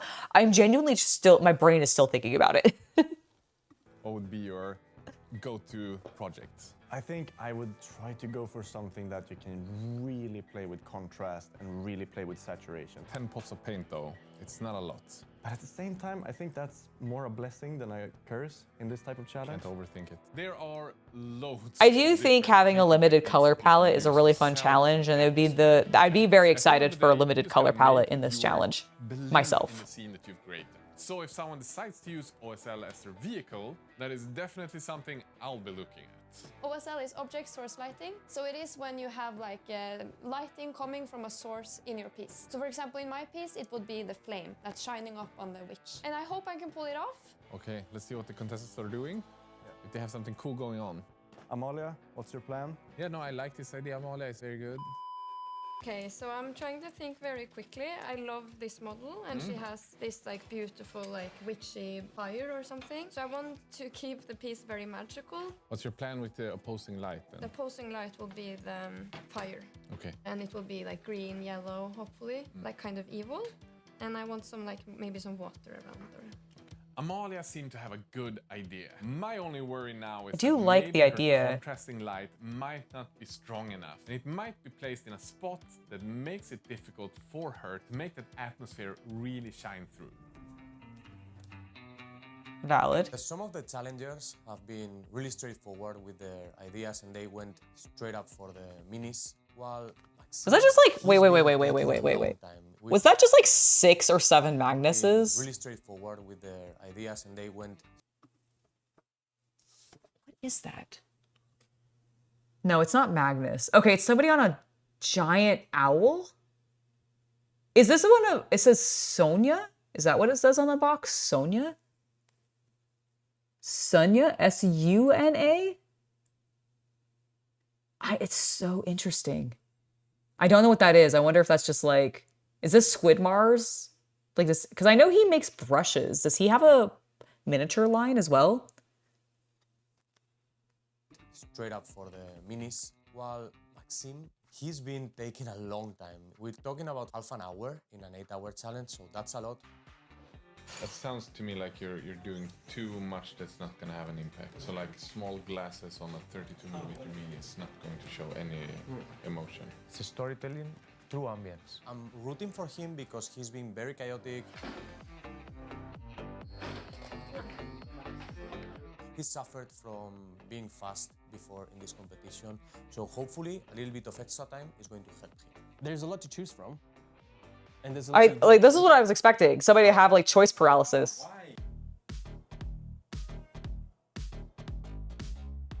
Having done what we did There's last too many time, options. I don't know what to do. Having more time, I thought, okay, let's use it wisely. Don't rush. Have a look. Think about a plan. You're doing a bust. Yeah, which is a bit of a surprise, given there's a wall of Warhammer I could choose from. Yeah. As soon as I saw the bust, and the first thing that came to my mind was sneaky little goblin, and playing with the idea of it kind of like lurking in the shadows a little bit. So I'm going to try and go for something. I do like the idea. But with some counter lighting to it. Oh, it could say Asuna. Okay, that's true. With a little flash of warmth. I didn't see an A in front of it, but it could have been. Challenging yourself and painting more busts when you are more comfortable with the smaller scale. It is a little bit of a safe paint scheme, I would say. If you look at some older work, maybe from, I don't know, Lazzaro. You're thinking of the crack in the door. It is something that maybe could help tell the story in a more interesting way than just doing, you know, a secondary light source. Yeah. So you're there to tell the atmosphere. And if you can bring us into his world, more than just, oh, he's carrying a lantern, I think you'll be on the right path. Yep, okay. Aaron feels confident, and I think he has a good reason to be. He made a really, really good decision when it comes to the miniature, and he's connecting really well to it. Is painting it I do think the besides bust is a never good done idea in before, this but challenge. the things he's learned in the last 2 weeks, I think he can nail it.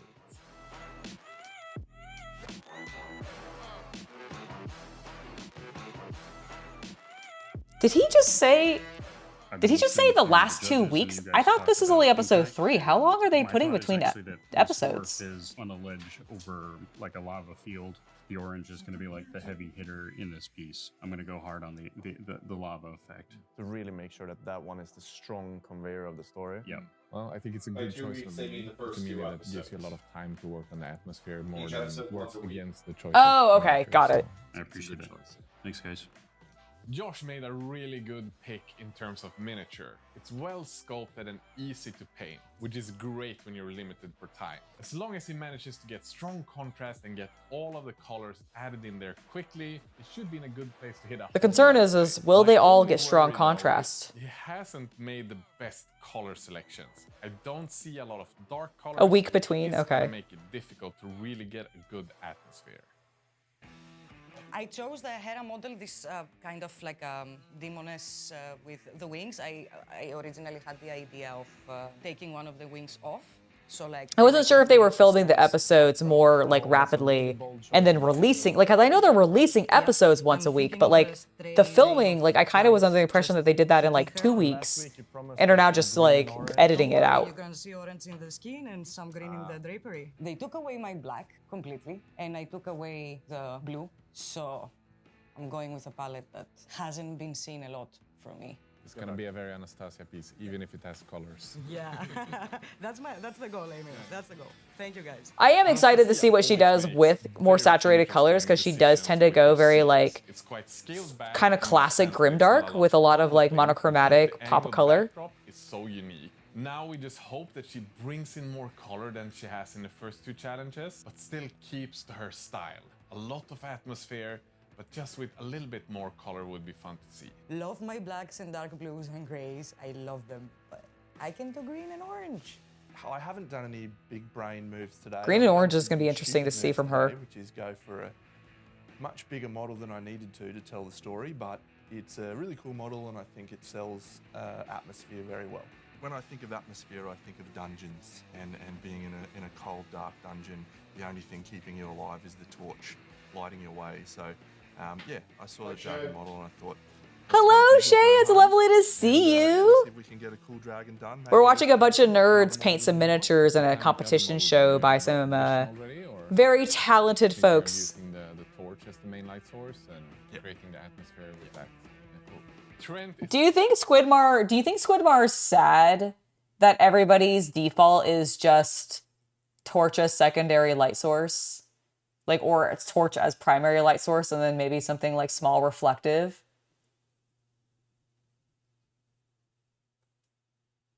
Yeah, that's kind of what I thought. I was like, is it like actually been 2 weeks between when they've done... No, they filmed the entire series over 2 weeks. That's what I... Okay, so that's what I thought. I was like, I swear he said that they filmed this in like a 2-week period at one point. And so that makes me go like, wait, they're having how many weeks in between when they... Because he wasn't implying... Squidmar did a behind-the-scenes vlog that I watched the other day, and he said basically that the entire series took place over like 2 weeks from the contestants' perspective. Okay, that makes sense to me because I just thought the wording there was very strange. But yeah, that does totally make sense. All right, let's actually see. Oh, he's got a big dragon. Bro, what are you doing? Painter, but he's picked a really, really big miniature, and it's not just one. He's added 2 more to the scene. I am not worried about him adding a nice atmosphere. That's a choice. That's a choice. About him not being able to You think so? He sounds disappointed.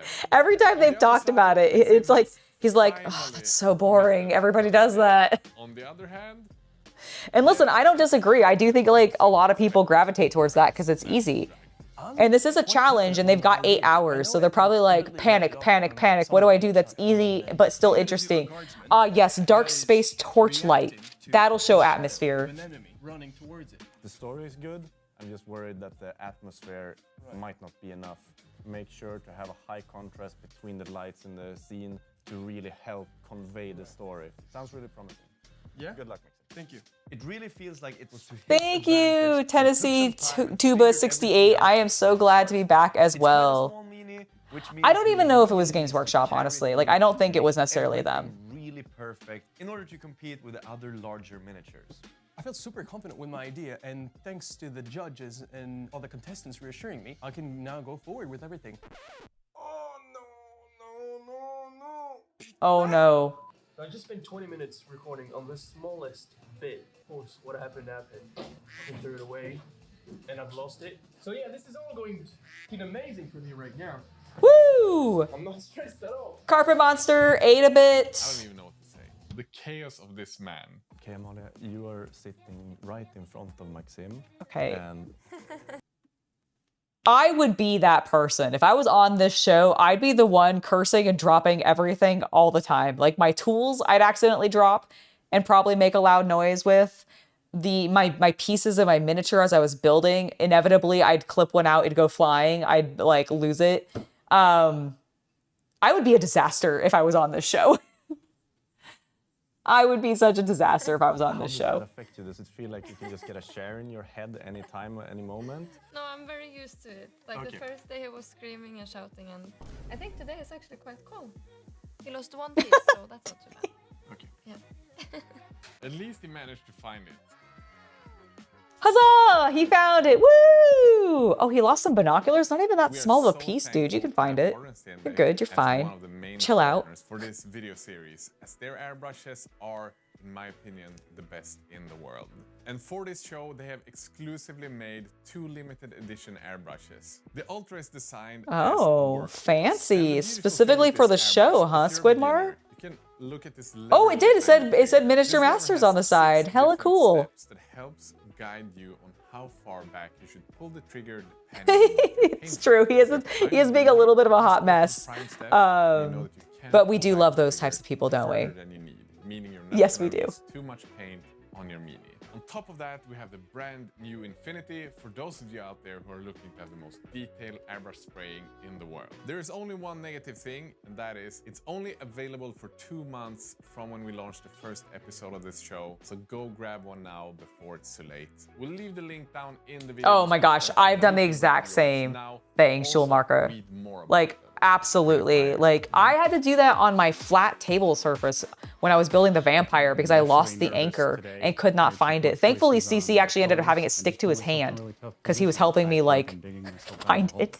don't think anyone has a piece that is gonna be terrible, which is really amazing to see already at week 3. However, I think it's time to add another layer to this challenge. There's going to be a quiz. Everything is related to what we're doing today. You are forced to answer one question. If you answer it correctly, you can choose to either add 1 paint or remove 1 from an opponent. Ooh. If you answer your questions wrong, you're forced to remove 1. I don't have any hopes now.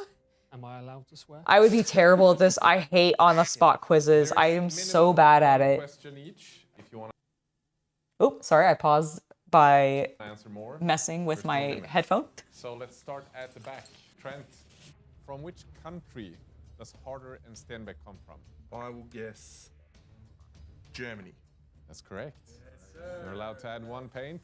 So I think we should all make a pact that we just take all of Josh's paint so he's left with 1. What do you think? No, I'll add a paint, thank you. Aaron, which one of the judges has the most golden demons? Andy Wardle. That's correct. I'm gonna add to mine. Anastasia, in the color wheel, what is opposite of yellow? Oh shit. Purple. What was that with that trivia? You It's asked purple. me Trivia, what is my name? It's I can't purple. remember. Cyan. It is purple. You're literally painting yellow and purple today, idiot. Like, come on. This threw me off. This I was knew more it. nervous than finishing my miniature. For some of the contestants, getting 1 Ah, more it sucks that she has to lose a could paint over that, though. completely change the outcome of the competition.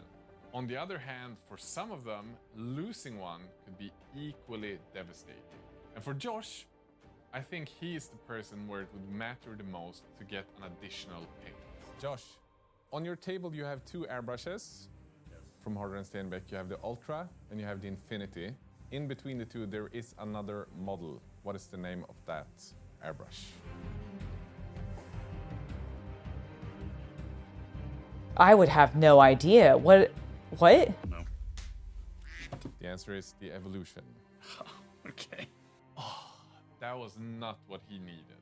I chose the It was also a question that I genuinely don't know how you'd expect him to know. Like the blue and the orange would make for a nice contrast, but the blues were very desaturated, and our judges like intensity, they like impact, so. Oh no. What's up, Trent? Oh no, he picked bad colors. Am I allowed to give Josh the paint that I won? You want to grant him your 1 extra paint? Yes, please. Can you give us a couple of minutes to discuss it? Happy to. Thank you. One of the most important things that we've been really clear with from the beginning of this challenge is make good decisions. We've been constantly up Maxim's ass about it for a different reason. He needs to make good choices on what miniatures he picks.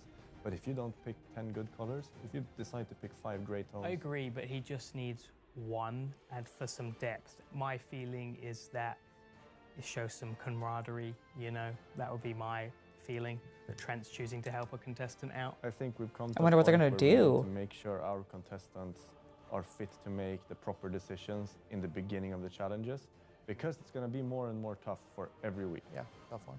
Okay, let's go tell him. I actually can't tell what they're gonna do. I don't know if you guys are aware, but we had a question. Since Trent won an extra paint he wanted to gift to Josh. We have conferred and discussed among the judges, and unfortunately we feel like it would be an unfair advantage to the other contestants. I agree. So at this stage, unfortunately, Josh, you have to make do with what you have. That's fine. That's my own bad choices. So. I appreciate, buddy, and thanks for looking out. One team, one dream. You're here for a reason. Yeah. We think you can solve it. Thank you, guys.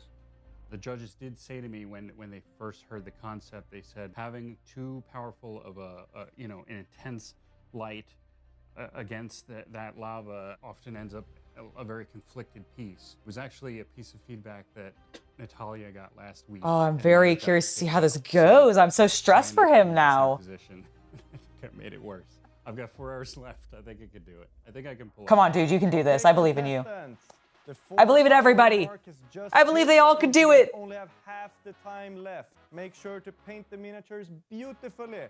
I want to see the prettiest minis of the entire competition today. So keep up the good work and stay on. You heard it. You could do crap during the rest of the episodes going into this competition. He wants the best today on episode 3. Screw the next 4 episodes. People who've been most successful have come up with an idea, stuck to I know it, he's just and motivating give them, but time to fully realize it. I think if you change halfway through, you're going to struggle to come up with a I'm complete liking some of the project color within palettes this we're time seeing. constraint. We do have half the time left, and even though I pretty much restarted the piece, I think 4 hours can be enough to finish it. I was starting and then You I was restarted? thinking about Craft World Studios and how they like make ambience by underpainting, and I want like there to be like a warm sunrise colors here, and then a little bit of like this green ambience coming from the flames. Sunrise is a powerful source of light. So basically, another source of light is going to be basically invisible. It's not going to be seen. It's like taking a lighter in the middle of the daylight and you put it here, it won't shine at all. OSL is something I'm really bad at, so I'm very angry that I put myself in this situation where I have to paint OSLs. My advice is I think the That would be green flame tough. looks great, Okay. and it works with the purple. And for me, the color that I would get rid of is the orange. Yeah. And that won't take you much time. No, that sounds. I don't think I will be on the top today. Like, I will be happy if I manage to survive. I hope you survive. Right now, that I'm excited for what you do. I love, ooh. But I will do Now those are some pretty for colors. finishing to see if I feel confident enough that I'm not in the low 3. Keep it for another day.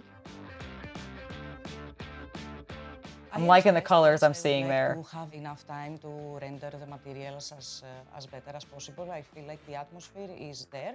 I just need to take care of the details and make sure everything is painted accordingly. I love the I have white, absolutely no like, clue. eye makeup that she does to like create the pseudo scar effect on her eye. It's so cool. Super exciting. I have Ooh. tiny, tiny, Oh, I tiny like the detail angle. something super easily I like, fixable. ooh, Which I is like harder to that. present it. I like that I think directionality. it would be interesting to cut the plastic art vertically. To cut it like this. Exactly. I see. So it will help the composition. Awesome. I think you're on the right track. Thank you guys. I agree. I think cutting Time the is now starting to slip the away. plastic card These like that last is 1 to 2 probably a good hours, idea. They need to spend time on the areas that matter. Is there any part of this unpainted? Make sure you have colors there. This show has been really good with like keeping me on edge. Making the right decisions at the final part of the competition. It's hard to tell where you're gonna go after you airbrushed everything, since everything is monochrome and the airbrush is doing everything for you. I got a few questions. I'm wondering if I leave this monochrome to make it extremely moody. You need to apply different values to different materials because they react differently to the light. Yeah. Did you guys see the mild horror in that man's expression? Like this man right here. Did you see the mild horror in his eyes when the other guy started asking him, "What if I just left it like this?" There was such a like, no, panic in his eyes. He handled it, recovered it super well, and is like, maybe, you have to add other values in there to add depth. You have to. You can't just leave it like that. You're Batman. But I felt like that spark of, dear God, no, don't say that, went through his brain and it crossed through his eyes, and we got to witness it. This is basically a black and white exercise, but with red light. I've never ever painted a small Warhammer figurine in more than 3 hours. This is a tiny mini. Some of your challengers are doing big proposals, big. He's never painted a Warhammer miniature in more than 3 hours? So he's saying he always paints very quickly, and this is like he spent way too much time on it? Is that what he's saying? I mean, I kind of understand that, I guess. But like, bro, you're at a painting competition. Of course you're going to be spending more than 3 hours on a miniature. That was a weird statement. Maybe it's just me. Maybe I just misunderstood what he said there or his meaning there. But like, that sounded weird. On the work. Stick with your idea, but you need to execute it to quite a high level. Thank you. I'm a little bit worried for Maxim. He's done a good job on the miniature, but there's still one really vital freehand missing. I'm not gonna say anything hasty now because he's obviously done it in the past, but time is really starting to slip from under his feet. I think I'm gonna put the most focus on the mask. Then I need to keep about an hour 30 for the freehand that's gonna be on the floor. I also need to paint the back of the mini. Ladies and gentlemen, You haven't painted the back at all yet? Oh shit, son. Were you not keeping track of time? I think Ben surprised I don't know who's going home. I mean, we haven't seen the final pieces yet, so. He painted 3. He's bold and he's scary, and the fact that he can do that in 8 hours just. My mind. That is impressive. Anytime 3 I'm miniatures. thinking about making a bold decision, I always remember this quote by Theodore Roosevelt. It's quite long, but if he fails, at least he fails while daring greatly, so that his place shall never be with those cold and timid souls who neither knew victory nor defeat. I think it's a really inspirational way of looking at life. Just to try your best, and if you fail, that's okay, because it's better than not trying at all. I mean, I do like that. I like that philosophy. Always try, because if you never try, then you're just not doing anything at all.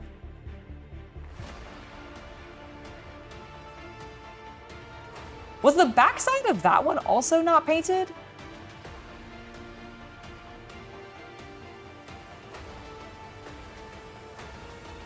I wonder if they just did that as a drama shot to make us think it wasn't painted. 10 minutes to go. I am so Damn, the dragon looks impressed. cool. We've ended up with 7 amazingly painted miniatures. And the way that some contestants really I can't wait to see them. during the competition really showed proof of character. To entertain the participants in the room with them and to bring up the energy. 4, 3, 2, 1. Ooh, I will not lie, the harsh line on that face did not thrill me. My comfort zone, and I could tell all the way that it wasn't working, but still I'm very proud that I did, and I learned so much, but I'm not happy with the piece. I swung for the fences. I tried really hard to do something that resonated with me as a painter, as an artist. I really tried to push myself. I was genuinely in my own little bubble at the back, just having fun, and then kind of noticed it was, oh yeah, we need to hand these in now, okay. Yeah, I genuinely had a blast today. Great job. Oh, that's good. You managed to finish. Some people had utter panic. Others had a blast. It's been okay. We'd love to have you present your pieces. So, Carla, please. When we started the challenge, I had a clear vision of what I wanted to do. Ooh. Okay. Just picked Hand down a little bit. to do that. I wanted to. I like it. I like it a lot. I think that's some fun atmosphere. Do something ambiented, but yet very brushstrokey at the same time. And It is very brushstrokey. I love the fire.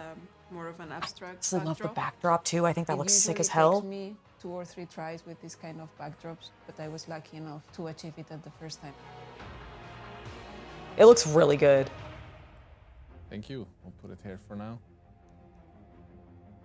Aaron, please step up. So I went way outside of comfort zone. Initially had a very safe idea, and then based on feedback. I'm not saying I could do better, but I do think this like somewhat harsh like transition might hurt him a little. Like I think the blending's really nice here. And then I think it gets a little, like the shadow and highlights get a little weak here. And again, I want to caveat, I could not even do this well, okay? I think this is far superior to what I could do. But just knowing how picky these judges are and how critical and what they're like looking for, I like this shadow, I feel like should be deeper into like this crevice, and it should be a little harsher. Like I just feel like it should be a little bit more dramatic. I'm not really sure what this light actually is and why it's creating such a line here. That's the thing I don't quite understand. Even more bonkers that I've not done before. But yeah, I loved every second of this, and no matter what happens, I love this thing. I mean, it still looks cool. I'm being hyper cautious because I know that the judges are going to be really strict, you know? Anastasia, can you bring it up, please? Well, I promised orange and green. Ooh. Here's orange and green. I do like it. I honestly wish there was a bit more orange on her. I feel like she's a little bit alone in a sense that she's cut off. I mean, I really like goblins too. That's not my issue. I just feel like it's such a weird, like it's too sharp of a shadow line. Time to change in a way. Doorway opening? Maybe, but that wasn't really described in like what it was. Why do they keep like bowing? Please stop. This week, I chose a 75mm dwarf. I was really trying to push the impact with an intense lava light and maybe a softer, cooler blue light to really up the contrast. Had a lot of struggles, but got something for you to see. I mean, I don't hate it. I'm curious what they're going to actually say, since this is one that they had such concerns about. It is very desaturated at the top, though, isn't it? I do worry, like, they're going to hit him. Honestly, what's really funny, so I have this open on 2 monitors. I have it open on my just laptop monitor, and I have it open on another monitor, like a bigger screen. And the bigger screen made the blues actually pop way more than it was on what I think you guys are seeing. And I got feedback. It's also making all the darks way darker. Like my screen right now and hers is like very dark, but it looks great over here. I'm happy that I managed to push it through. So they were using specifically a limited palette. They were only allowed to pick 10 colors.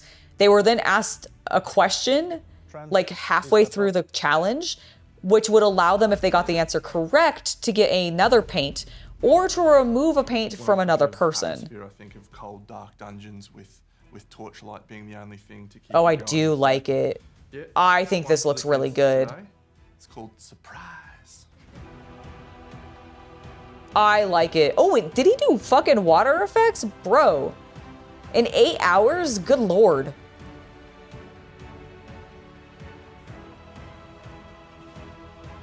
Yeah, so they were specifically working with a limited color palette as part of the challenge. Maxime?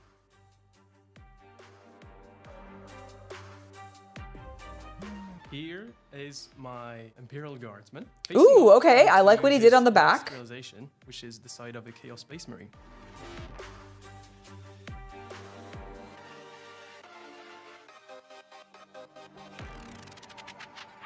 I wish the really wanted to catch Chaos Space Marine shadow had like an arm out where you were seeing like a weapon. Because I feel like right now he just looks like he's doing like this.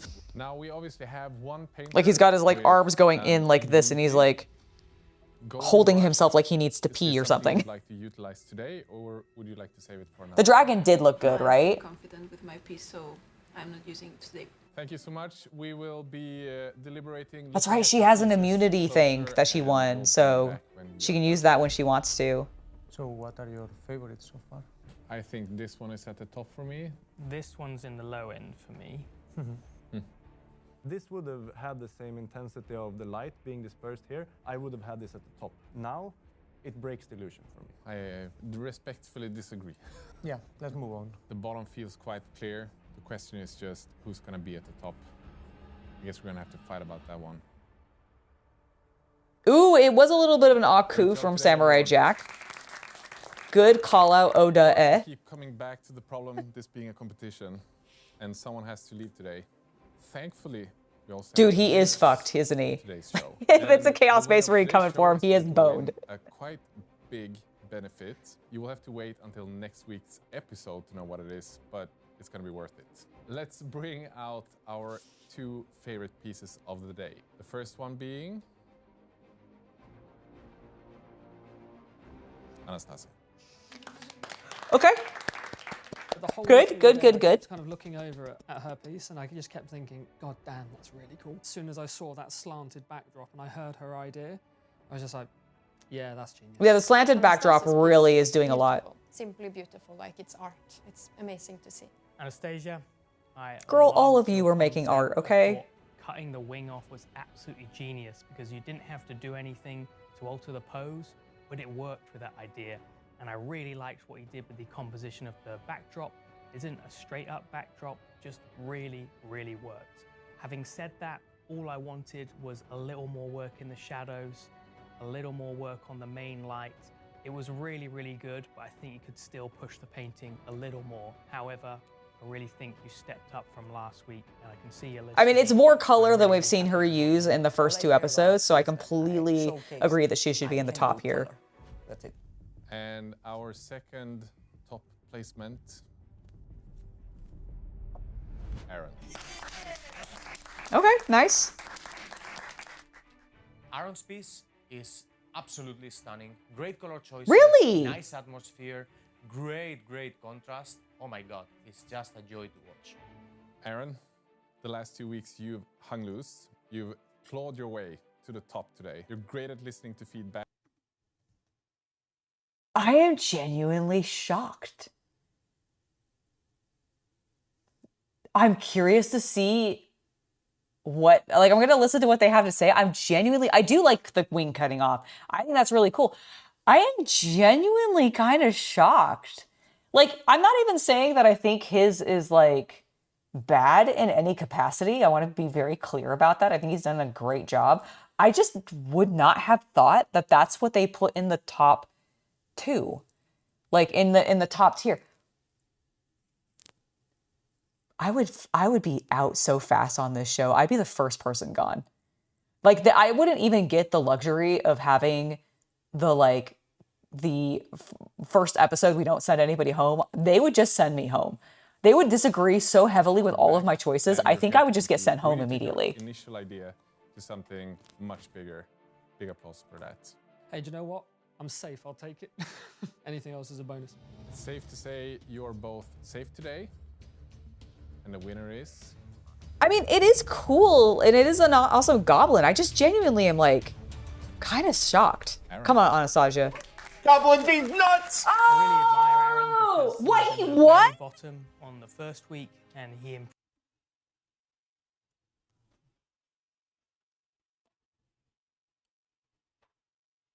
I'm surprised. on week 2, but still found himself right near the bottom, and he's just pushed himself and just grown. I feel that he's been really receptive to the feedback and just embraced this challenge, and I think that resulted in a fantastic thing today. He's really pushed himself. He just produced the best figure today, and well done to him. Who do we bring up next? I legit, I'm sorry. I disagree. This is such a harsh line. Like, I don't understand. Maybe I just genuinely do not have an actual comprehension of what the hell people are looking for in these competition pieces. But, like, what's the story?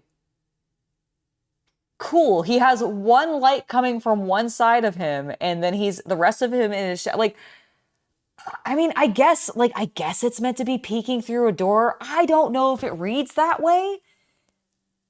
Maybe it's just me. I'm just so guffawed. I'm just so genuinely guffawed. I mean, one thing I will say, actually, before I talk over them too much, is I do understand and respect that the judges are wanting to reward him for following feedback and seeing growth. Like, that I will not argue. He has had a lot of growth. He was in the bottom in the beginning. And if they think that this is, like, that exceptional of an improvement, I suppose I can accept that. But, like,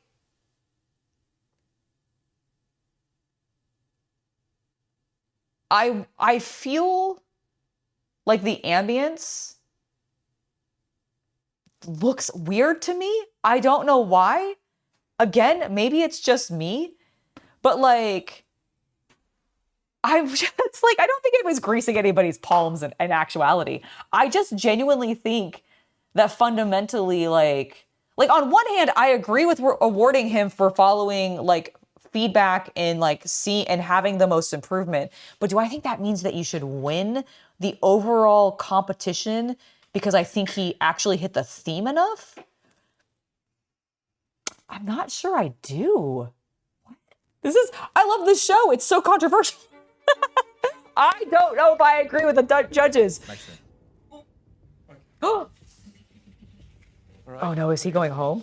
Maxim, you could have worked the shadow a little bit better. That's not how shadows work. Let the man cook? No, I mean, that's fair. And the whole work of your piece is a big casted shadow. That is what gives you the storytelling. So could have been a little bit better. Okay, got it. We've said this before, Maxim, but you're pretty much chaos incarnate.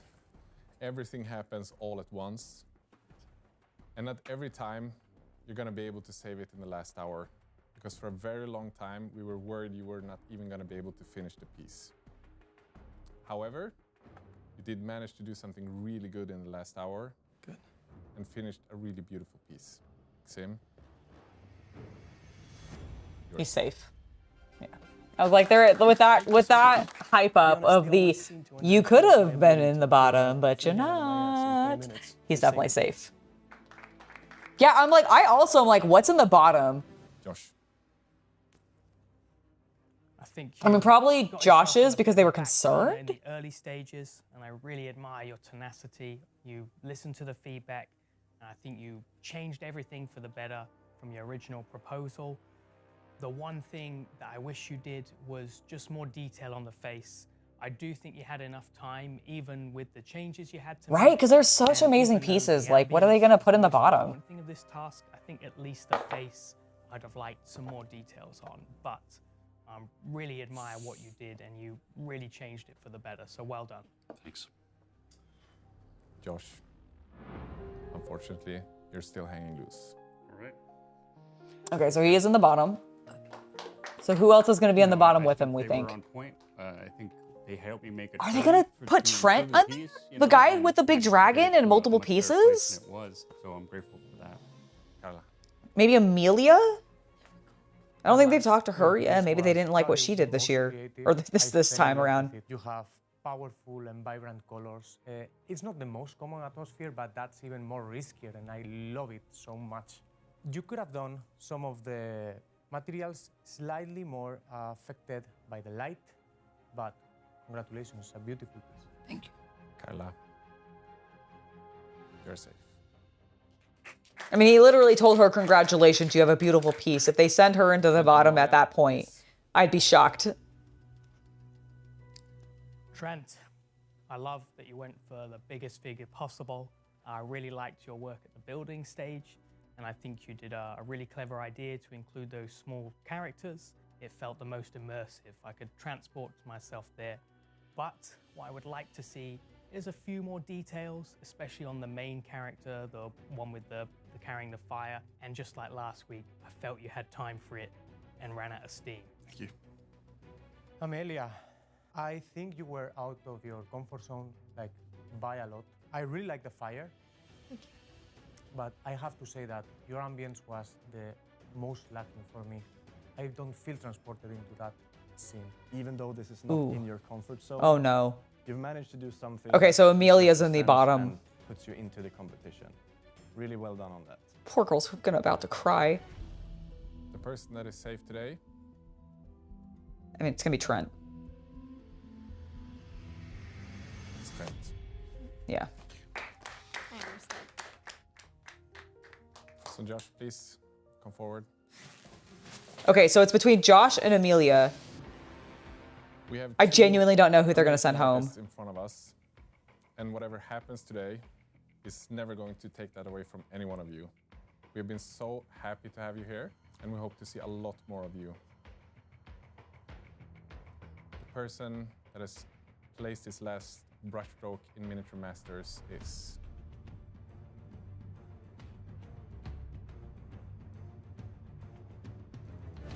I'm so curious. Who's it going to be? Josh. Oh. I'm honestly a little surprised, but Obviously not disappointed. like...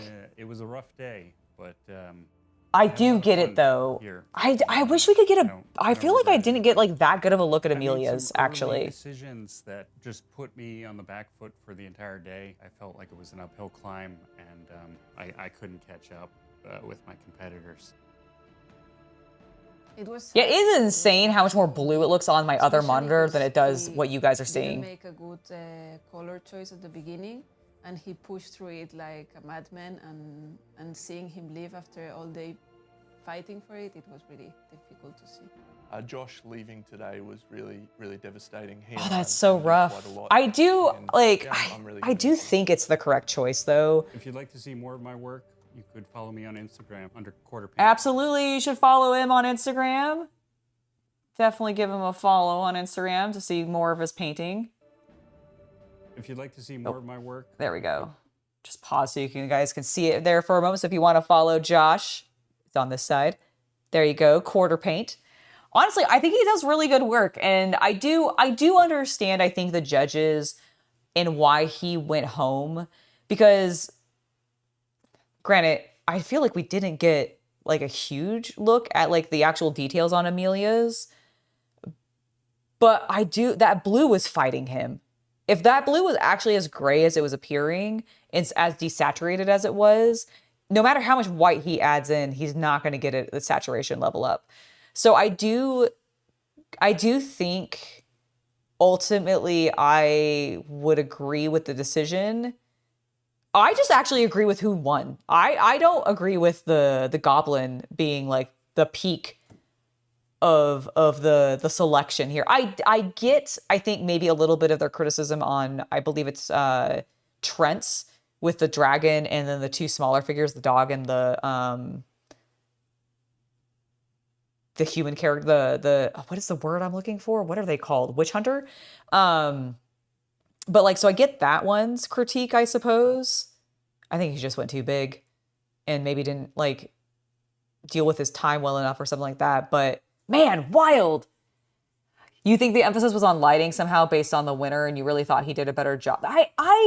I also, like, here's the thing. I would agree. I do think the lighting, like the orange and the yellow of the lava looked insane.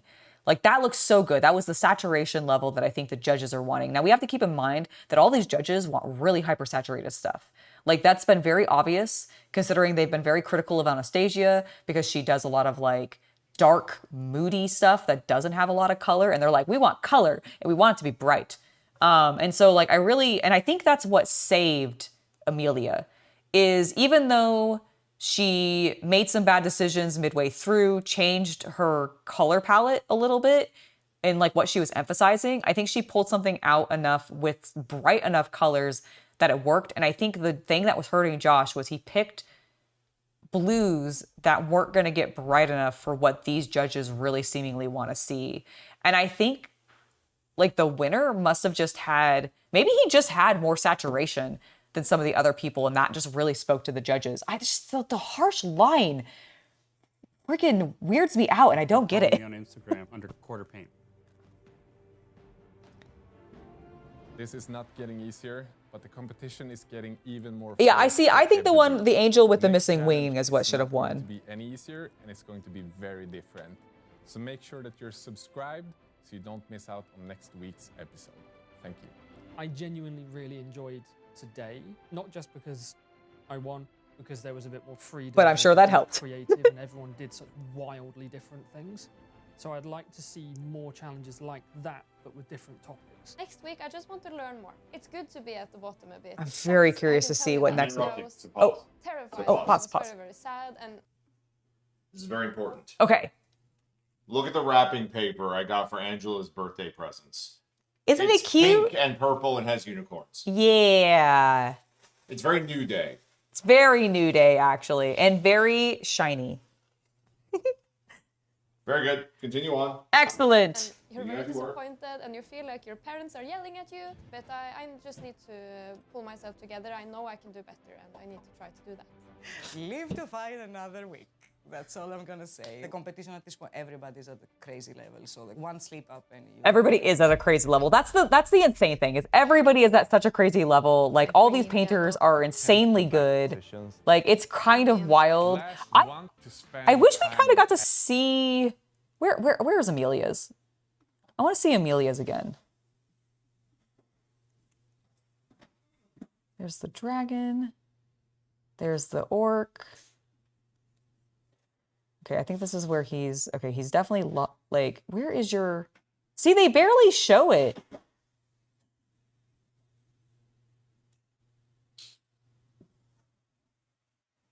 Okay.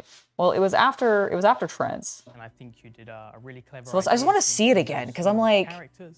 Not that I think she should have gone home. I just want to see... Like, I felt like we barely got to see it at all. I'd like to see... There's a few more details, especially on the main character, the one with the carrying the fire, and just like last week. In retrospect, I actually just want to pause real quick and say that I wish something that they would do and I don't know how this would actually affect the retention on the video, so I understand why Squidmar might not be doing this, but I genuinely actually wish at the end of the video there was just like here is a photograph and or on a turntable, but please no smoke. I just want to see the damn miniature.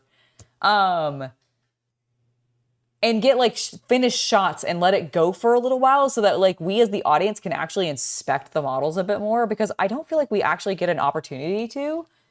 And unlike say like a Lego build, which is gonna be huge, like on Lego Masters, like these are small. We gotta look at the details, right? I think you were out of your comfort zone. Like, Ooh, episode 5 is a commission piece challenge? That sounds cool. Oh, okay, hold on.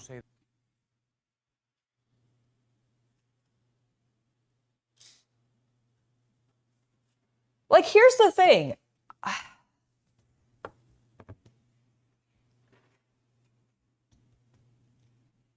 I guess it has more atmosphere. It's more subtle. But I guess the colors are all the same saturation level, and maybe that's like I like Amelia's work, so I don't want to see her go. I actually think she is one of my favorites in regards to the saturation level and some of the like aesthetics that she's going for. I vibe with it a lot. Like, I love this model. I think this is a sick model, so I love that she picked it. And I love that green flame.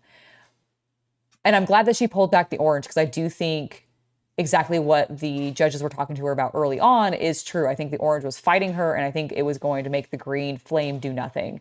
And it is subtle,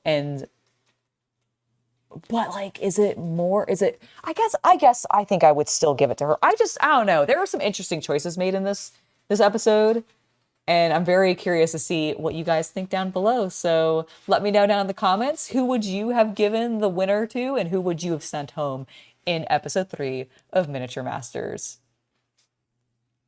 All right, guys, that is going to be it for us watching some videos today. I do genuinely think, like, I think the wings are really well done. The green flame is really well done. We're not ending stream. No, we're not ending stream. I'm going to take a short break, however, before we continue on to our next activity.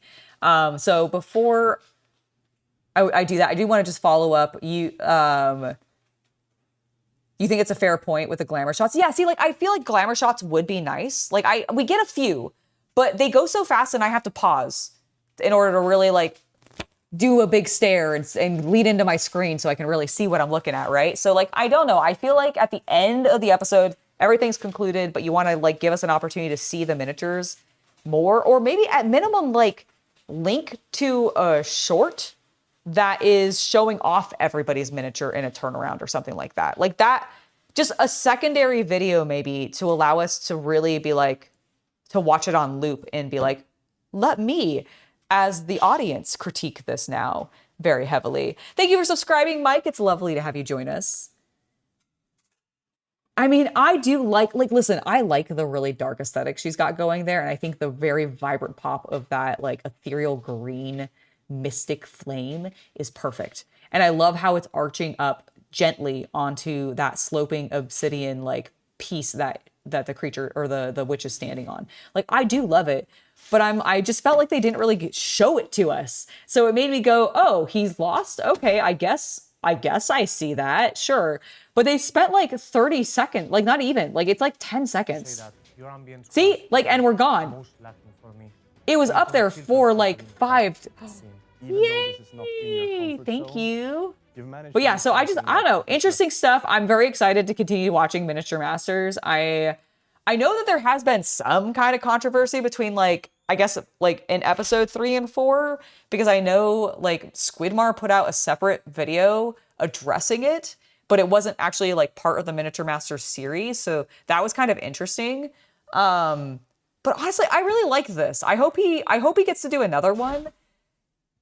The problem is because this is literally, like, you're painting a miniature, it is always going to be subjective.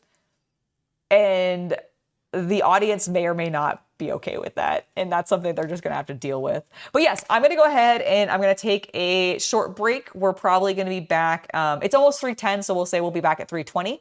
And I'll see you guys soon.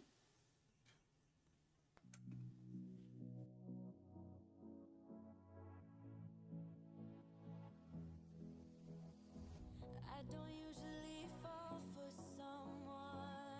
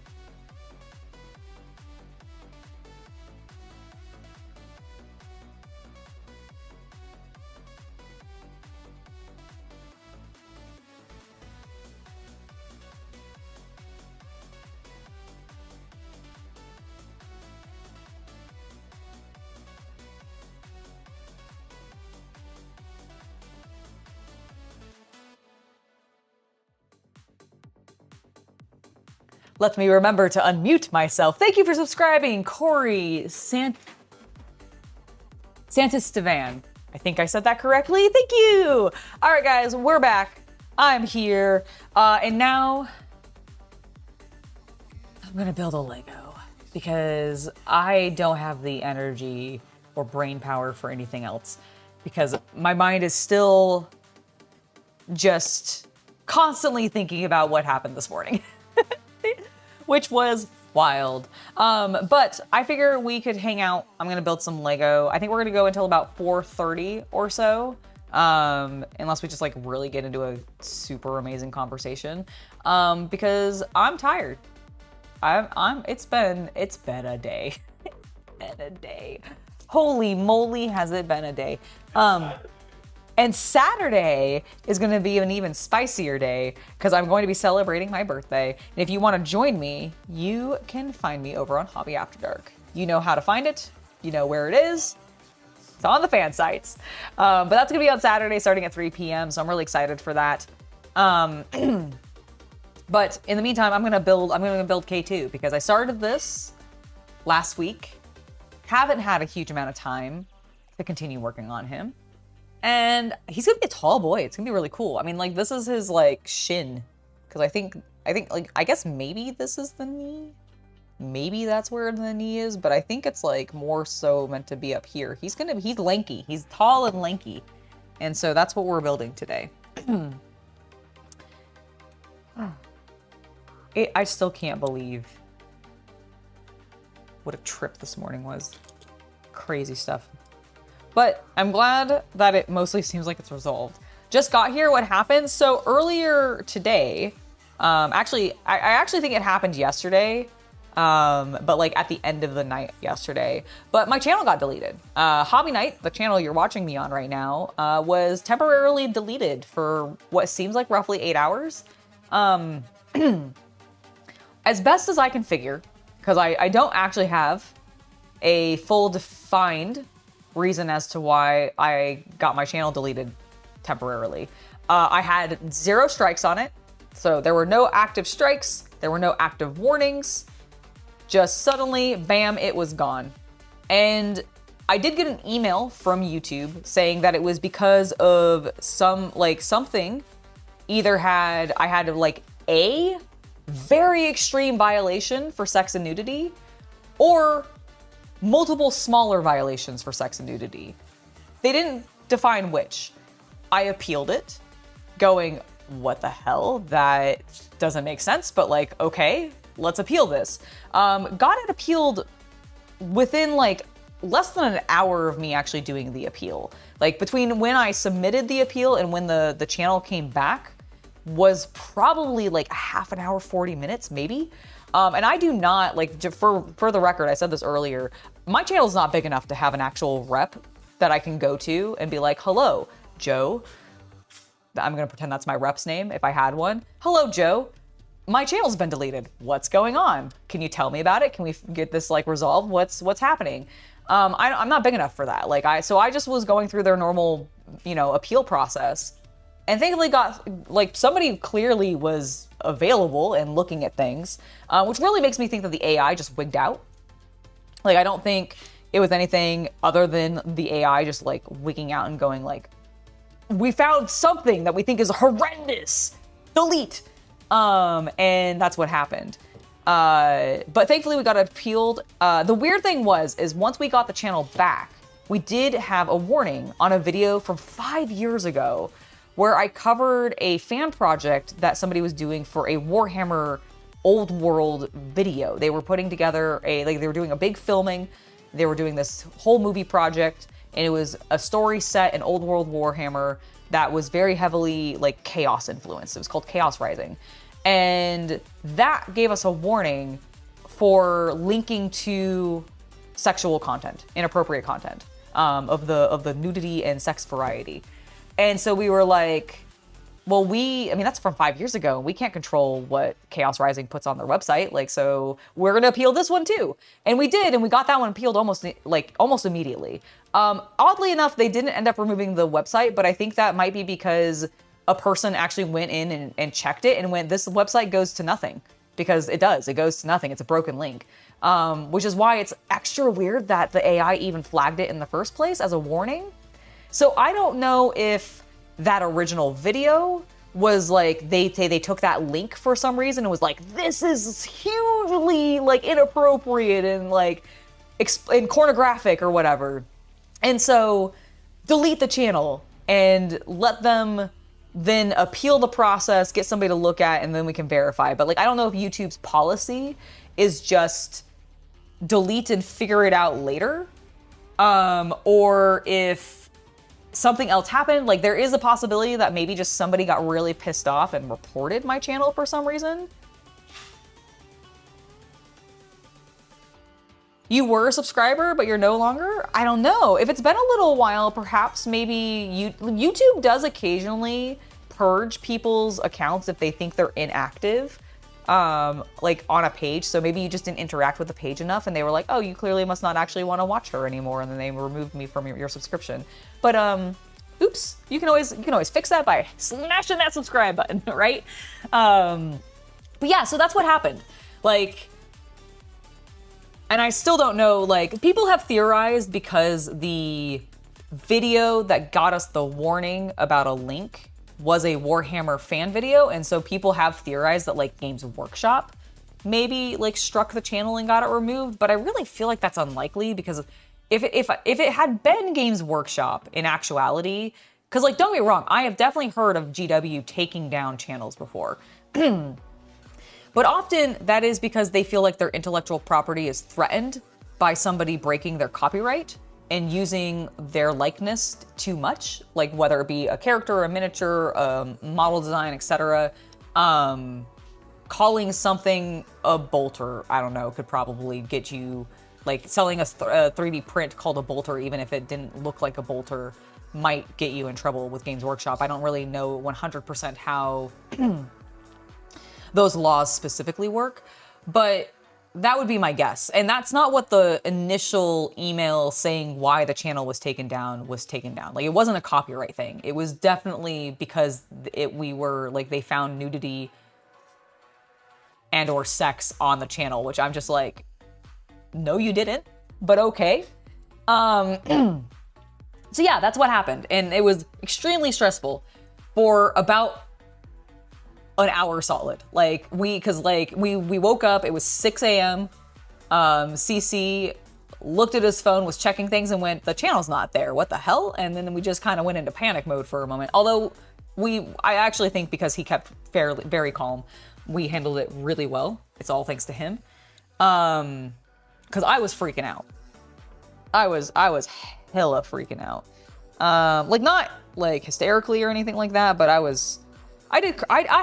had a nice little cry for a little while. I'll be honest, I'm still probably going to cry. Oh, I'm sure that we both will like kind of have a like cathartic cry of, holy shit, I can't believe that happened. That was, cause like, here's the thing. Like, I wanna be upfront. YouTube is not my main moneymaker, but it is definitely the thing that I have been working on content-wise for the longest. Like, it is what I have poured the most creative energy into. And I will say, because Cece was sort of consoling me with this when we weren't sure if we were going to get the channel back. This is while it was still deleted and gone and we hadn't gotten the appeal through yet. But like, we were like, well, at least we still have all of the actual projects. Like, yeah, the videos are gone. We have a lot of them on backup, so it's not like they're even permanently gone, but like, they're no longer available for people to watch online. But at least we still have like the results of all of those videos, which, unlike if you're like losing like a video gaming channel, for example, like you have, I guess, the experiences of playing those games still, but like, there's nothing tangible left of that work, of all that effort you put in, which honestly sounds just so demoralizing to me. I would not want to get my channel lost if I didn't have a physical result, weirdly enough, of my efforts on that channel, because I think I'd break. Like, I think I'd actually legit have like a mental breakdown, because I would just I would have felt like I poured so much of myself. This is how I imagine people who do animation and like have those projects never see the light of day, and so they can never show it to anybody because it's technically under the copyright of the people who like paid them to make the thing. But like, but they never can actually use that in even a portfolio or anything because it never came out. Like that's what I would imagine losing a channel that had no tangible physical like media left over from it would feel like. And I don't know if I could legitimately handle that. I mean, yeah, I suppose I could always build a website running my own vids, but like that would also be expensive and not something I'm super interested in doing. I mean, like we had backups.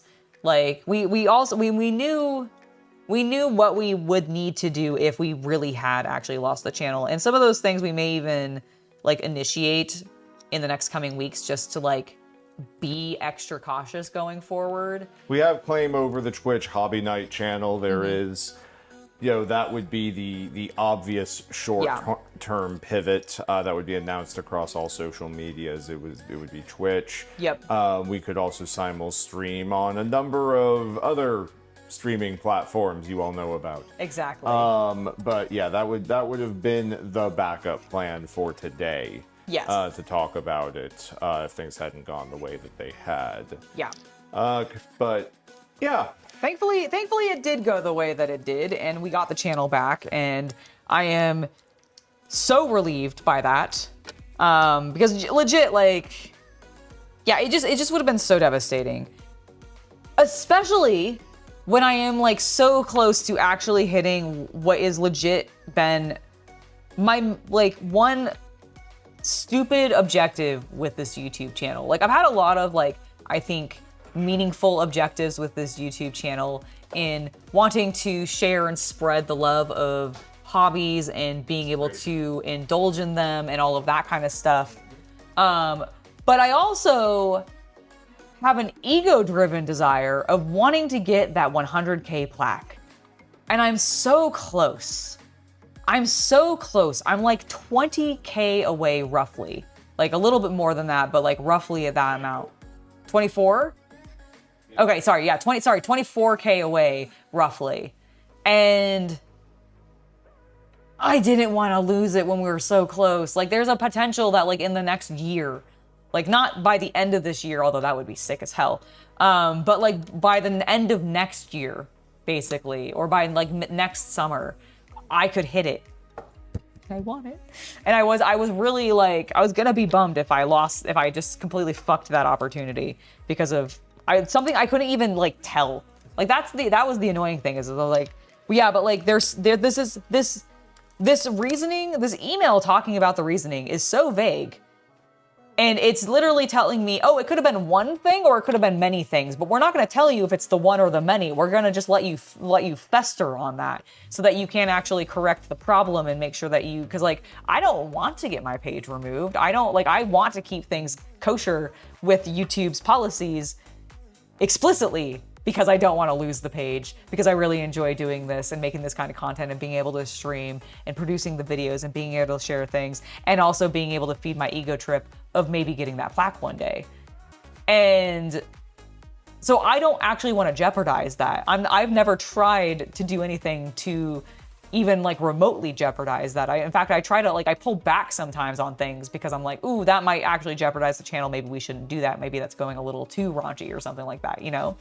So if anything, I feel like we've held ourselves back somewhat creatively in that regard because we don't want to threaten anything on this channel. And so then to have it just like obliterated suddenly with no warning and all that stuff, it's just, oh, it was gonna be rough. But right now, we don't seem to have to worry about that. Right now, everything seems fine. Everything seems okay. Which is great. All right, let's keep working on the Lego. I've gotten a couple of more pieces put together. We have this joint piece. I do think this is going to end up sliding into this. And I believe this is going to be his hip joint, perhaps? I don't actually know, but it's okay. Yeah, tell me what's wrong so I can actually fix it. Like that's my biggest like annoyance, I would say, I guess, with any time something like this happens is sometimes they're just really vague. And it's like, okay, but if you tell me what it is, I promise you I'll go fix it and make it so that I'm following TOS, because I don't actually want to not follow TOS. Thank you. Oh my gosh, why? That's too many things.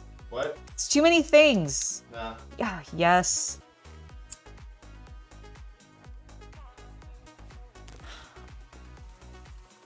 I have beside Angela before me Angela's pile of birthday presents that she will be opening this Saturday on Hobby After Dark on her fan pages. You know what those are. Woo! At 3 p.m. Pacific, 6 p.m. Eastern. Nice. I'm so excited. Oh, I can't wait. What if you don't like any of the stuff I got you? I am going to love it. You always worry about this. And I have been right about 7 out of 10 times. 7 out of 10 times about presents? I don't think so. Compared to the number of toys and books I've bought you over the years that you never touched, I touched them. moving them from one house to the other does not count.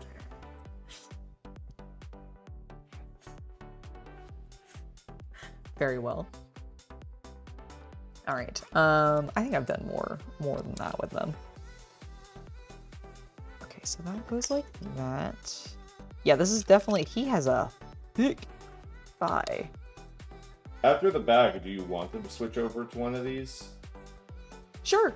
They're probably not that complicated. I was just asking, I know what you prefer. Yeah, I can do that. I wanted to clear the space at least. And here I am filling with Millennium items. Oh. How dare. What is this doing?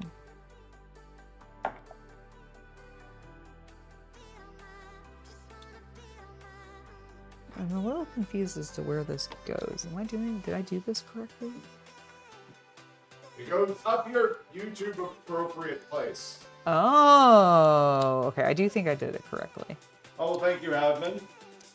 Oh my gosh, Havman, thank you so much for the $5 donation. Here, let me go ahead and grab a pen. It's for me. Oh! Excuse you. This is for CC on all the hard work that he does, for all the content, especially today. You, sir, are the absolute best for so many reasons. Well, you know what? I totally agree. And yes, you can open the pack. All right. So before that, hold on. Holding. Giving this shit the Wubby blessing. Okay? Okay. All right. You don't know what I'm talking about. See Wubby's Hobbit opening. Oh my god. Oh my god. That opening was insane. Especially how it ended. There was like an arc to that. There was opening. such an arc, There was a storyline. There was such a storyline. Like I would enter that card pack opening in some kind of competition. CZ should be on screen for the opening. He doesn't like to be on screen. You know that. It hurts the metrics. We have Dracul. Am I on screen? Yes. Do you want me to hold it? No. Okay. Dracul Mihawk. Arlong. Morley. Curiel. Black Hole. Lafitte. Rockstar. Captain Buggy's our savior. Hell yeah. Woo-hoo, Captain Buggy. Suru. Marine Ford. Prisoner of Impel Down. Look at Buggy. He's so happy. And one alternate art rare monkey. D. Donald Luffy. Monkey Donald Luffy. Yeah, I'm pretty sure that's what the D stands for. Mm-hmm. Stands for Definitely D's nuts. D's nuts. I was waiting for it. That's two of them. That's two in one stream. I know you're so on top of things.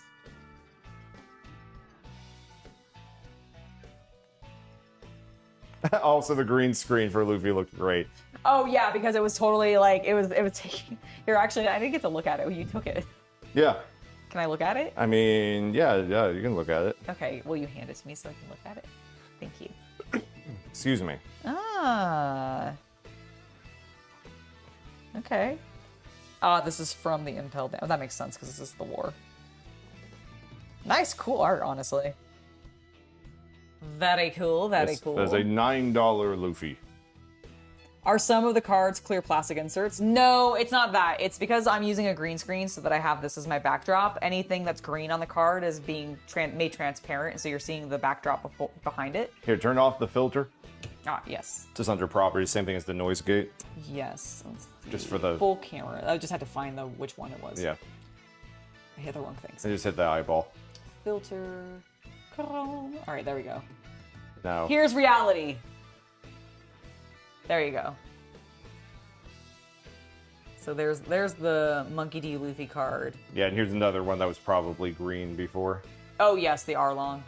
Yeah, he was very grayed out. There was also one with like a bunch of green text. The text was all very crisply cut out. Oh, oops.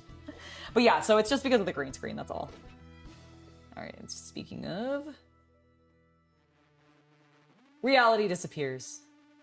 Ta-da! I'm in the Hammer Space area of Hobby Night. Are you done with that bag? Yes. You know, I actually think I do have a video for you to watch. Okay. Since we're on the topic of it. Because I think it was Gen Con this past weekend. They did have the trailer for the Naruto card game. Oh yeah, where they talked about like... Yeah, it's on IGN. It's only like 2.5 minutes. Sure, let me go over there real quick. Sorry, I closed Opera like a fool.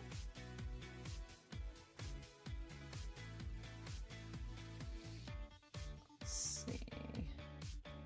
Scheduled for 8/7. Naruto. Okay. TCG. Tomorrow night, internet might be out during the night because they're doing local work. Oh, okay. Well, that's... Tomorrow's Friday. They said it's going to be, I don't know. Okay.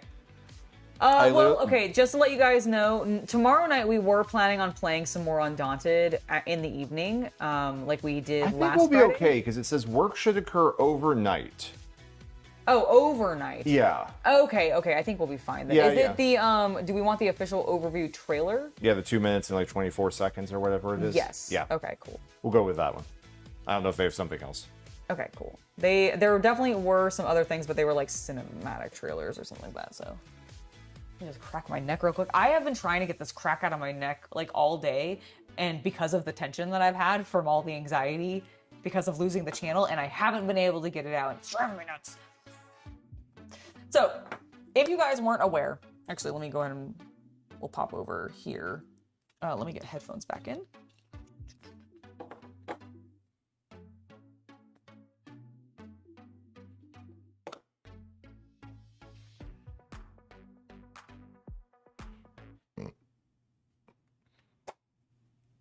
This past weekend, Gen Con happened, and Bandai announced and allowed for some cool playtesting of the new Naruto TCG, which is adjacent to the One Piece TCG, but not exactly the same as the One Piece TCG. But it is also adjacent to the Dragon Ball TCG, which is adjacent to the Gundam TCG, which may or may not be adjacent to the Uma Musume TCG. I don't think those are actually related. I can dream, damn it. Okay, he can dream, but I don't think Uma Musume is made by Bandai, but all the other ones are. And I'm actually very intrigued by this Naruto card game because from what I've seen a little bit of the gameplay, it's very different from One Piece, and I kind of dig it. So without further ado, I wanted to watch this trailer with you and see what y'all think. I know, she's right. Bandai Card Games, a new card game. Heroes come back. Heroes come back. Card game. I wish it was the Naruto card game. Game is a strategic trading card game. Experience the world of Naruto through exciting card battles featuring characters from all Naruto titles. Okay. Card So even Boruto, which I know nothing about. We get our Bort cards. Our Bort cards. Variety of cards with unique I recognize all of them. See your favorite characters illustrated by various Oh, artists. I like that. So those guys, I know all those. I know all those. Ooh, the manga cards are Includes sick illustrations looking. from the original manga art. Card types. Naruto card game features these 5. I need to pause them. If there is not a manga card specifically of when Naruto and Sasuke kissed each other in like the first volume or whatever, then they're doing everything wrong and they should not make money on this game, because that should be the first manga card they freaking came up with. Just putting it out there. That's my 2 cents. 5 types of cards to battle with. Leader card. The core Which is card very that your similar to deck what is we got built in One around. Piece. Pause, please. Character pause, card. sorry. Chosen based On the leader card? Yes, please. You got it. All right, so I have done a little bit more research into this card game, along with Angela, but just to speak to it for a brief moment. The way that it's very different from pretty much the other major card games, even though it has a leader card similar to One Piece or the other Bandai card games, they're handling mana, energy, resource distribution very differently in this game. From the very outset of each game, both players basically start with all of their resources available to them, and with the restriction of one of those, like, it's your first turn, you can't attack kind of restrictions. Yes. But you only regenerate your mana, dawn, energy by completely tapping your hero, skipping your hero's entire turn. You can kind of see it on the orange text on Naruto. There's that like stripe of like orangey yellow. That's what all the leader cards at this point in time say. Basically, rest this hero to re-ready all of your energy cards. And they're calling it recovery. But it means that you can be very swingy on and off, or more tempo focused. Yes. And I like the fact that they're setting themselves up with that, also not locking themselves into a single regeneration mechanic. It's the beginning of your turn, reset all your energy, and instead setting it up where I imagine an Orochimaru kind of character could be set up where they only get their chakra back when their hero, like, eats another character. Honestly, that would be very cool and very thematic, and I do like the idea of it. They also have a couple things on here that I don't know if this is going to go over, but I do know the damage, which is in the top left-hand corner on the card. It's the white triangle that has the 1. That's how much Naruto does to another player's hero. So actually, let it continue on to the character cards. Okay, cool. It'll should be easier to It'll speak be about easier there. to show there. Okay, the perfect. core card that your deck is built around. Character card. Okay, so here's a character card. Yeah, so here we have a character card. The way that the Naruto card game works is you just get to summon one character from your hand. Every card in the game that we have seen so far is a character card. Yeah, they don't seem to be doing stuff like equipment or that Or kind of stuff. events or something. However, there are some cards that we'll see that have, like this Shikimaru, that has a spell effect on him. Yep. Some of these spell effects involve summoning the ninja in question. Sometimes they are just like literally a trap card. Yep. It seems like. And so that's another interesting thing that they're going with, of only characters. Yes. No events, no arenas. locations. Yeah, there's nothing like that. It's just the people. Yes. And as Angela was saying before, you can see on the card, it's a little blocked by chat. Sorry about that. But every character has their health. That's what the number in the upper right-hand corner is. But they also have their damage in the upper left. That would be the 1 that you see here, which is the damage that they do to a leader. So your leader or your characters have a damage attack that only affects the enemy leader. The power, that's the 6 you can see here on Shikimaru. That is how much damage he would do to another character card when he does damage. And at least right now, in the few demos that we've had so far with the game and seen, there seems to be a lot of focus on tempo and combat play. Making sure that you play all of team, I don't remember their numbers from Naruto, forgive me, but if you Choji, Ino, and Shikamaru. Like they all kind of summon in each other, give each other rush or haste, if you're familiar with that, and they go for the beat-down aggression style, for example. Whereas Sasuke is much more of a reactive, waiting to see what you do, activates the Sharingan metaphorically, and then counters you like a blue player. Yeah, exactly. Which has been very, very interesting to see. Oh, and then did you talk about like the damage 1 and then versus power? I did, yes. Okay, cool. I think because when I was moving things, I zoned out. Yeah. Damage 1 is the damage is the amount that anybody inflict against a leader, and POW is damage inflicted against a character card. Right, that's why I moved chat in the first place. Sorry, my brain just completely yes blanked on that.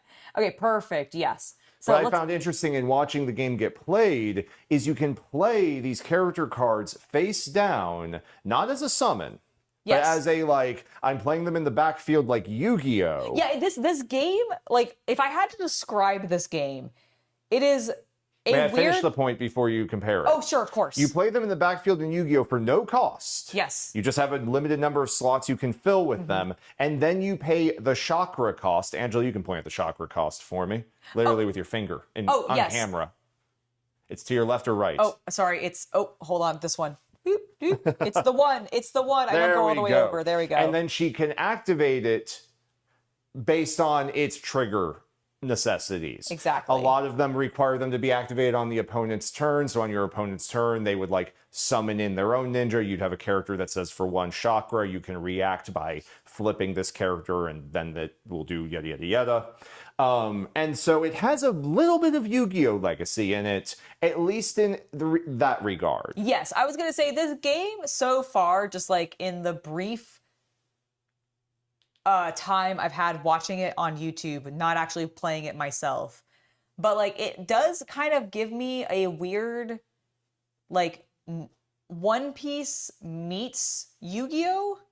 Kind of vibe to it. Well, because what One Piece lacks is it lacks any kind of artifact, trap, non-character spells outside of... It has events, it has locations, and it has characters. Right. But there is no, like, I summon the poneglyph and will activate it to do something later. Right. Whereas this is more like, well, it's ninjas. They have ninjutsu traps and things that they have to set up. So you do have to establish some kind of, I establish something to the field. It may or may not react when you play. Right, your which is turn. why I think the Yu-Gi-Oh! Side of like, you've revealed my trap card kind of vibe comes into it so much. But it does still feel very One Piece in that you have leader cards. You're still like building, I think, the same size deck, it seems like. The main thing that I don't know if I've seen this in other TCGs anywhere else is you always have 5 chakra and like you don't bring any more in or anything like that. Like there definitely seems to be a lot of manipulation of like you can flip over and like refresh chakra like as part of like jutsus or something as a card comes out. I would say the only examples that I can think of that are very popular that go with a defined resource set and not a played out set are digital card games. True. And I do have a feeling that there is an app, I think there is actually confirmed an app coming for this game. And so there's a certain amount of, I think this game has been designed to be very implementable in whatever their card game engine is. Yeah, because there's been some things that we've watched and we were even commenting on to each other, like as part of the discussion of like, this feels like some of this stuff would be handled very succinctly in a digital format. And it feels maybe a little awkward / clunky. So the main thing in the actual physical realm. So one of the things that struck me about it is the fact that everyone gets one summon, but it's represented by a card that you can obviously tap and untap to help track it, as well as chakra that, similar to Dawn, does not seem like they want to make special ones. Yes. You know, they don't want to make fetch energy or anything like that. So that makes me go, is this meant for like an app where your energy is represented by like 5 little burning chakra flames? And then they go out like in a cute way as them. you spend them, and then if you refresh them, then you get them back or whatever. And it feels like that to me. It so feels like that. As someone who has designed a fair number of digital card games in my life. Yes. It feels like that a lot. I completely agree. All right, let's go ahead and go back in. Hopefully the audio didn't desync or anything. Chosen based on your leader's color. Character cards form your front line in battle. Some character cards are powerful cards called EX characters, which can be played once you reach certain play conditions. Chakra card. Cards required to activate support. This is your cards energy, like basically. ninjutsu. Summon card. Cards required to play. This is what he was talking cards about. onto the... This is your summon card, and it does nothing other than, and that is not 2 cards. That is just what the back of the summon card looks like, but it is a single card. And all you do is, if you summon someone out, you tap it. And that's all it does. And like that feels like they needed a tactile visual representation on the board to indicate to a player, yes, you've already summoned this turn, so that there's no conflict or confusion there in like tournament scenes. But that's the only purpose it seems to serve. Like this would be a button or like a glowing thing on a screen or something like that if this was a digital game. And I really feel like this is like basically, I think CC said it the other day of this feels like the most polished looking prototype of a digital card game he's seen in physical form. And I kind of agree with him. And that's not meant to be like a bird or anything like that. That's actually I actually think it's a very high compliment because it's very polished. It feels like it's going to flow very well. And I can completely see like the vision of it in a digital setting. And I just think that's very interesting, but still cool that they're manifesting it in the physical, because part of what does make TCG so cool to a lot of people is that collectability of it. And you completely lose that collectability even in the digital forms when you can still have like a collection of cards that you're building off of that's in your digital vault or whatever. Like that doesn't have the same feeling as having like a physical card collection. And I think that's just like, I don't know. I think that's really cool what they're doing. I'm excited for this game. To the battlefield. How to play Naruto card game. Battle with a deck of 51 cards, 5 chakra cards, and 1 summon card. Brew a deck full of strong ninja that share the same color as your leader. Conditions for win. Win by reducing your opponent's leader's life to 0. You always have 15 Attack life the leader points. with your characters. Master the art of jutsu. Master the art of Play the characters jutsu! concealed in your support area with chakra and cut in with special abilities like ninjutsu. Activate the effects of face-down character cards in response to your opponent's moves. Turn the tide of battle using very... One of the things that I also really like about this, and they're kind of talking about it here, of like, it feels like a very reactive game, which I do enjoy. Like, you're not just doing stuff on your turn. There is a potential that you're going to get to activate things on your opponent's turn, which I just think...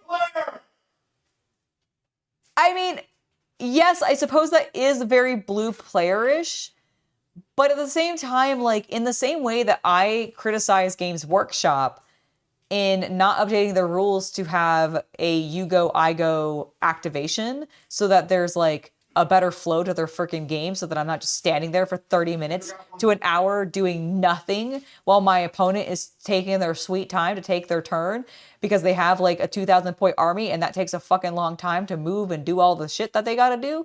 And it gets boring. It gets boring just twiddling my thumbs waiting for them to do their thing because like my strategy is probably not gonna change that dramatically in the 30 minutes I watched them do shit, right? So like, I feel like being able to react to what somebody's doing, especially in a game about ninjas, where they have no artifacts, they have no events, they have no like big special things happening. There's no locations. It's just, here are the characters and they are fighting each other using their ninjutsu. I don't know. I feel like it works. And I really like it. Various jutsu. Each character has unique effects. Master the art of jutsu and use them The 30th anniversary of Pokemon is fast approaching. Oh my. Naruto card game tutorial sessions. I wish I had been at to Gen major Con this year to events see around this. the world. And scheduled to launch worldwide in summer 2027. Summer of next year. Checking Woo! the official website till next summer. I'm honestly very hyped. Like, I think it's going to be cool. I enjoy the One Piece card game. I played a little bit of the Dragon Ball Z card game. I think, like, I will say, I think Bandai, since the relaunch of, I think they called it, like, DBZ Super is what the card game was. I feel like with that relaunch, they've really hit a stride with making some very high quality, enjoyable games that also had cool art. I think if DBZ actually had like the biggest flaw, I think sometimes their art was really lackluster. Like they did great stuff with some of the foils and some of those fancy cards, but like some of their commons were literally screenshots from the TV series. And it was just like, I hate when they do that. But it seems like with Naruto and also with One Piece definitively, they're not doing that. It's all new art. So I'm very, very excited to see this when it comes out. And I really hope that it doesn't suck. I think it's going to be good. But let me know what you guys think down below. All right, and with that, back to this. Again, did you want to look at Kamen Rider stuff? Oh, we could look at Myth. Yeah, nice. Or Mice. Do we think Toku's gonna... You know what, it's been risky enough. Yeah, I'm like, I don't know how Toku is about that kind of stuff. I really don't think the card game people are gonna care, but Toku might actually give a fuck. So probably not. Although I do have... I mean, we could talk about Kamen Rider. You know, I can at least bring up the image of his henshin pose. Henshin pose. So I am as a Kamen Rider fan, I have very mixed feelings about the next Kamen Rider series, especially as someone who very much likes Zets. I really like Zets. I like what they're doing. Now, I do have some complaints with Zets. It's not like my perfect show in any capacity. But I do like almost all the characters. I think most people have been redeemed in my eyes in the ways that I want them to be. And I'm intrigued to see where the ending of the show is going. We started to see stuff from Mice. Spelled Myth. Spelled technically MY-TH. Whatever. Right now, I don't mind the suit designs. I think they are basic, but I also know that they always start basic. And I think they are fine for what they are, in that we will probably see them for a bit for right now, and none of them offend me horrendously. However, I've seen the henshin pose for Myth, and it's like him doing like a Slavic squat, but like resting his hand like on his head with his head cocked to the side. And it looks so dumb. I do not like it. I need to actually see the animation that they're gonna do around this pose, because all I've seen is the actor playing the non-masked version of Myth or Mice. It's that actor, and so I've only seen him do it in his human form, and I'm not gonna lie, it looks lame as shit. I just do not like it. It just looks so boring. There's no energy in it, and I'm like, why do I care about this lazy seeming Kamen Rider? Why is I get that. I think they're trying to be I'm so cool and everything, but casual, and I'm not gonna worry about this. I'm carefree and chill. I think that's the vibes. They're going for. However, it does not come across that way to me, and I need to see the animation and the pose. If you've ever seen the Slavic squat, if you've ever seen guys where they're wearing Adidas tracksuits and they're squatting and their legs are really spread, and they usually have a cigarette in one hand or something like that, that's a Slavic squat. I don't know why the Slavs do it, but apparently it's something that they popularly do or memeified themselves doing for years. This is not new, but that's where it's from. But yeah, it's just so basically, I get the pose. I do kind of get the pose. I've definitely seen anime characters do the same thing, but they have much more of a cocky bad guy, I don't give no fucks attitude, and normally they have pompadours, and this kid neither. It's called Gopnik. Did I say that correctly? Gopnik? I'm not sure if I'm pronouncing it correctly, but that's so cool. So it has an actual, that's awesome. I kind of figured it might have had a name, but I had no idea what it was. Gopnik. Okay. Hopefully I'm saying that correctly. Correct me. Please do let me know if I'm saying that badly. But yeah, so he does that. It's kind of I just don't think it looks well. It doesn't work for me. It doesn't work for me.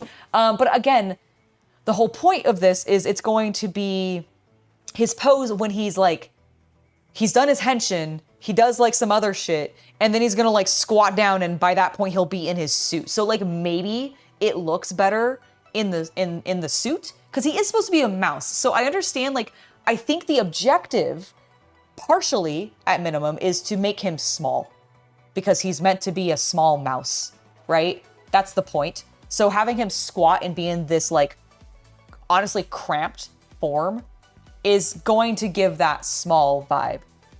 Especially considering all the other, like, so the whole concept for mice is that it's the Chinese zodiac. And I actually think I knew this from like a long time ago, but I completely forgotten. And then CC mentioned it, and I was like, oh yeah, that is kind of the story. But if you don't know, there is, I think, part of the myth of the Chinese zodiac and why there is no cat in it is because the story is that the mouse tricked the cat, and he didn't end up being like, I think all the animals were like going to the emperor or something like that to be like revered or something, and that's how the mythology like takes it. And so the mouse tricked the cat to not show up in time, and therefore he didn't get to be part of the zodiac. Which is why in Kamen Rider Mouse, or Mice, God, the name is silly, but in Kamen Rider Mice, there is a cat leading all of the other zodiac creatures, even though the cat isn't technically part of the zodiac. So do I think we're going to be limited to just the zodiac characters? Probably not. But I do or the zodiac animals, probably not. But they might, like, if there are like non-zodiac animals minus the cat, they may have like a way lesser role, but it's likely that they're not going to. I don't know if we're going to see all of them at once, or if we're just going to see like a portion of the zodiac, because I do think there's like 12 zodiac animals. And so there's going to be that. I also am very curious how they're going to handle like the dragon. How is he not just going to be OP? He's a motherfucking dragon. So that'll be interesting. Like, it's very strange because like all but one of, am I thinking correctly? Like, it's ox, rat. I think it's technically a rat. I don't even think it's technically a mouse, but I think it's a rat, but whatever. I'm not actually sure about that though. It probably is a mouse. So there's the ox, the rat, the rabbit, the dragon, the tiger, the dog, the boar, the horse. Your mom. And then I genuinely can't remember the last like 6. Or 4, sorry, the last 4. What are they? Monkey? Monkey's one of them. How could I forget the monkey? Rooster? Rooster's one of them. Do they have a pig? There's a wolf. In the Chinese zodiac? There's a wolf with them, so yes. See, this is what I mean. I don't think they're gonna have. Okay, hold on. I'm gonna look up what the dog. Well, yeah, I have a dog, but that's different from a wolf, though. Maybe they start turning into a wolf. Maybe Chinese zodiac animals, because I'm missing 2 and I can't remember. Rat, ox. Tiger, rabbit, dragon, snake was one. Oh, sheep. Sheep was the other one I missed. So I missed the sheep and the snake. But yeah, so it's pig, dog, rooster, monkey, sheep, horse, snake, dragon, rabbit, tiger, ox, rat. I'm sorry, but the dragon it's the mythological one. In theory, it should be like the OP one, right? So, like, the closest thing that would have anything on it would be maybe the tiger, the horse because it's large, and the snake because it can poison it, maybe. But I'm curious what the story is going to be, because it's on something that I think is very cool. Like, I love the Chinese zodiac. I love like the stuff about it. I love that there's like way more depth to it than like you even like initially think there is, because you have like 4 elements that each also get attributed to each of those signs. So it's not like you just have like the one dragon. There's like 4 dragon types, there's 4 dog types, etc., etc., etc. And so like it's gonna be interesting. I'm gonna watch it. I just don't know if this is gonna be one that super vibes with me. I don't like the toys either, which I am sad to say, but also my wallet is probably grateful for, because oh my gosh, I have bought so many of the Zetz toys, and I've bought so many of the Geets toys. And I'm probably gonna pick up some of the Build toys because I also really like Build. And so, yeah, like I don't need to buy more. But like it's gonna be very interesting though, because I've also seen people talk about Kamen Rider mice and the Henshin device itself, and it really seems like they are, one, it's very derivative of Zetz, which I both like and don't like. But it also looks like it kind of might be able to combine with other Henshin devices from other series, which is interesting. And I don't know if they're actually going to do anything with that, but it'll be very, very interesting. One Piece is very cheap. Sorry, I stuttered on that word horrendously. But yes, no, you're totally right, Haley. One Piece is pretty inexpensive. The nice thing about... What? Comparatively to like Magic and Pokemon, for sure. Especially in getting some of the cards to actually just build decks. Because like if your objective is to just build a deck out of One Piece and be able to play those cards, and you find a cool deck online that you want to be able to build up to, like, yes, if you wanted to and you had the extra cash, you could fork out and get one of the fancy full art versions of some of the character cards that are available in the game. But if you don't want to do that, the text on some of those fancy versions of the cards versus the text on the common versions of those cards are identical. Which is nice, because it means that you don't have to go for the super fancy one that's been maybe overpriced because the market has like said that it's worth X amount. Looking at you, Robin, who I have on my desk somewhere that's worth like $1,300. What? But like then you can also just like get a normal Robin and she'll be like 80 cents.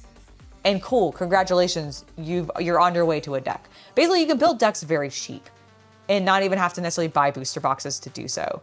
Plus, the precons, I think for One Piece are pretty well balanced in my personal experience. Like I'm sure there are some that have been less so, but at least the ones that I've played I felt have been pretty fun.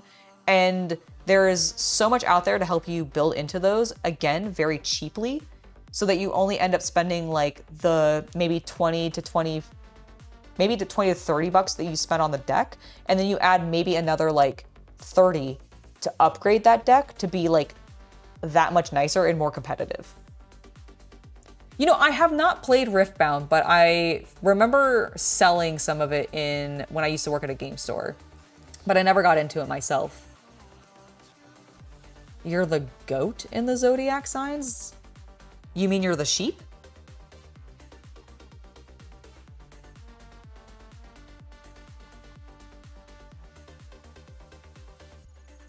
Oh, I guess it's sometimes also a goat. The thing I was looking at calls it a sheep. So I was like, goat? What are you talking about? There's no goats in the zodiac. But apparently the goat and sheep are interchangeable. Very fun. So you're either the animal of the devil or a cute fluffy sheep who goes bah and gets eaten by wolves. Oh no. Oh my goodness. Okay. I mean, I've got 15 minutes left. I don't know if I'll be able to get one of these done in 15 minutes. I don't know. I honestly... We can wrap if you're... I think I'm done. So, I think we should hold tomorrow's stream. Oh, just to be extra safe in case the, like, internet's out or something? Syncing here in a second if I'm not already. Can you see me? I think you have now synced. Excellent. I'm on now. Yeah, so we just got a text message from our cable provider saying they are doing work tomorrow night. Now, here's the thing. I don't know, because they just gave us tomorrow's date, the 7th. I don't know if that means tomorrow morning. You know, they're going to be working at 1 a.m. Therefore, you know, tomorrow, or if that means they're going to start working at like 9, 10 p.m. Right. Or even earlier. Right. So to just avoid that, we're going to hold tomorrow's game at 1 p.m. normal time in the afternoon. Sorry for the rescheduling, but I want to be safe and secure about that. Hopefully everything will be done before the Saturday stream. I don't want to think about that being an issue, but we'll cross that bridge if it happens. I suspect it won't be an issue, but I we'll deal don't with think that so if will be either, we but have just to. calling it out because I got a text about it, so I worried. I understand. All right, but yeah, that'll be the plan. Okay, yeah, so we'll stream tomorrow at 1 p.m. And Haley, I will go ahead and answer your question before we call it for the day, because I think it's a great question. How do I deal with hobby burnout?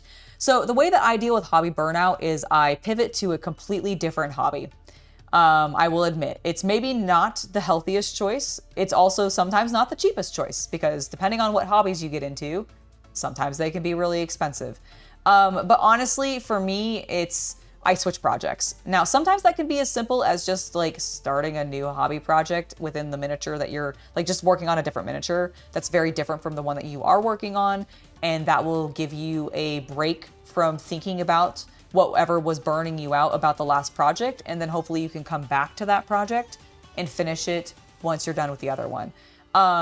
That is always not how it works though. And so sometimes you just have to step away from the hobby. Like if you have been painting miniatures, but you've been feeling really burned out on it, and you've tried a bunch of different things to try to motivate yourself to get back into it and it hasn't worked, sometimes the best thing is to literally just step away from that project, clean up the desk entirely, put the project off to the side for a moment, refresh your space, do something else, play a game to completion, read a book, go and spend some time outside and just away from your desk so that you feel refreshed. And then sometimes that helps. And then you can come back to that project and you're like, I can now approach this in a better way. My mind doesn't feel as fogged by it. But sometimes that doesn't happen super fast, and you have to acknowledge and not be stressed out by that fact. Because I think what a lot of times happens is people expect to have this instantaneous solution to burnout, and it doesn't work that way. Burnout is something that I think all artists inevitably will run into, because when you're thinking creatively all of the time about things, sometimes you just can't anymore. And that's okay. There's nothing wrong with you. There's nothing wrong with you when you hit burnout, by the way. Because I think some people are like, oh, but I see all these other people on YouTube or on Instagram or whatever who seem to just constantly pump things out. And I guarantee you they're not. They're reusing things. They're reposting things. They're pre-scheduling things because they knew that they were going to take some time off and they knew they were going to need a break, but they want to look like they're constantly doing things. You are shown the best of what people's projects are generally, and they make their lives as interesting as possible because it's the way to get the most engagement, right? So don't feel bad if it takes you time to get back into a project, because even the top professionals are going to occasionally struggle and have to take time off from a project. It just happens. You can't just expect yourself to go constantly. I think the one thing that you need to be cautious of when you do take breaks from working on projects, however, is that to not let yourself take an extended break and never come back to that project, and to let that be a discouragement from you ever restarting that project. Because I think that is also something that can happen very regularly, is a risk a lot of us fall into. Because you might take a break from the project, and then you might look at the project later on and go, what was I thinking? What was I doing? Why did I even do that? This looks hideous. What? Maybe I should just trash this. It's crap now, right? You might have that thought filter through your brain many times as you look at the project, as you're taking a break from it, doing something else. And that's you can come back to it, and you didn't do a bad job. You might want to change your approach the next time when you come back to it, but I think there's always something to work towards. And I think people do start really being critical of themselves when they take breaks and go, I'm not even good enough to do this anyways. Why should I even restart? And so I do think taking a break from things is okay, but not letting that break destroy your resolve to go back to the project is the main thing that I actually think is the biggest struggle with burnout. Because I think burnout is ultimately easy to get over. It really does come down to you need to step away from the thing. That thing is causing you stress, so step away from it so that it stops causing you stress. Sometimes you might only need to do that for like an hour or two. You go outside, you touch some grass, and then you come back in and you're like, I'm so refreshed, and also maybe a little sun-baked, and now I just want to sit in this chair for the next 8 hours and work on this project and maybe not see the sun for the next day because owie. You know, like there's stuff like that. You could just do little things like that. Dean asked if the package arrived. Yes, Dean. Yes, the surprise package did arrive. Thank you so much. I'm actually extremely excited about some of those models, especially since a couple of them are from a brand that I've never worked with before. So I'm very excited to try that out. And I'm really excited about that Tiger one that you sent. Super, super cool. Thank you so much once again for sending that to me. And I'm also excited to try out the airbrushes. So thank you. I need to get a compressor for them, because I don't have one. So I need to find a good compressor that'll work well for them, but I'm very, very excited. There is an outside, Haley. I promise. I promise you there's an outside, and it's glorious and full of green things. And you should go enjoy those green things every now and then. Like, legitimately, I know people like to make jokes about touching grass and all of that stuff, but like going outside and touching the dirt is sometimes good for you. I personally find it very cathartic and relaxing to get my hands dirty and like deal with plants. Now, that's not for everybody. I accept that, which is why I'm like, go to a park, go on a walk, look at some trees, look at some pretty flowers, go to a U-Pick farm, go to your local farmer's market, enjoy the splendor of nature in some way. It doesn't have to just be going outside into your backyard. It can be going to an event that is focused or outdoors, and therefore you get to enjoy nature, but engage in other things, like a Ren Fair, for example, or that kind of stuff. Like, that's what I mean. So I feel like there's lots of stuff. I am ordering it. I have not gotten it in yet, Corsair, but I will let you know as soon as I have. But I will be ordering that this week, so do not worry. It's just, I've been dealing with a lot of things, like losing the channel temporarily. It's been rough. But yeah, I think that is where we're going to go ahead and end it today. So tomorrow we are going to be doing a 1 p.m. stream, just because we might be having some like weird internet outages in the evening. So we don't want to risk that. So we'll see you guys at 1 p.m. tomorrow afternoon for some more Undaunted Normandy, which is a delightful deck building war game that I love. So I hope you guys can show up for that. We're going to be moving on to episodes 4, 5, and maybe even 6, depending on how fast we get through game 4 and 5, but I'm very excited. And then on Saturday, I'll be live over on Hobby After Dark to celebrate my birthday with you guys. So if you are into that kind of thing, please do stop by. But until then, thank you everybody so much for hanging out with me today. You honestly helped lift my spirits. Being live made me feel better about the channel is still here and I don't have to worry about it right now. So thank you guys so much, genuinely. I really do appreciate it. I really enjoyed hanging out with you. Hopefully you enjoyed what we got to watch today. And yeah, I'll see you guys tomorrow. Bye everybody. Have a lovely hobby night.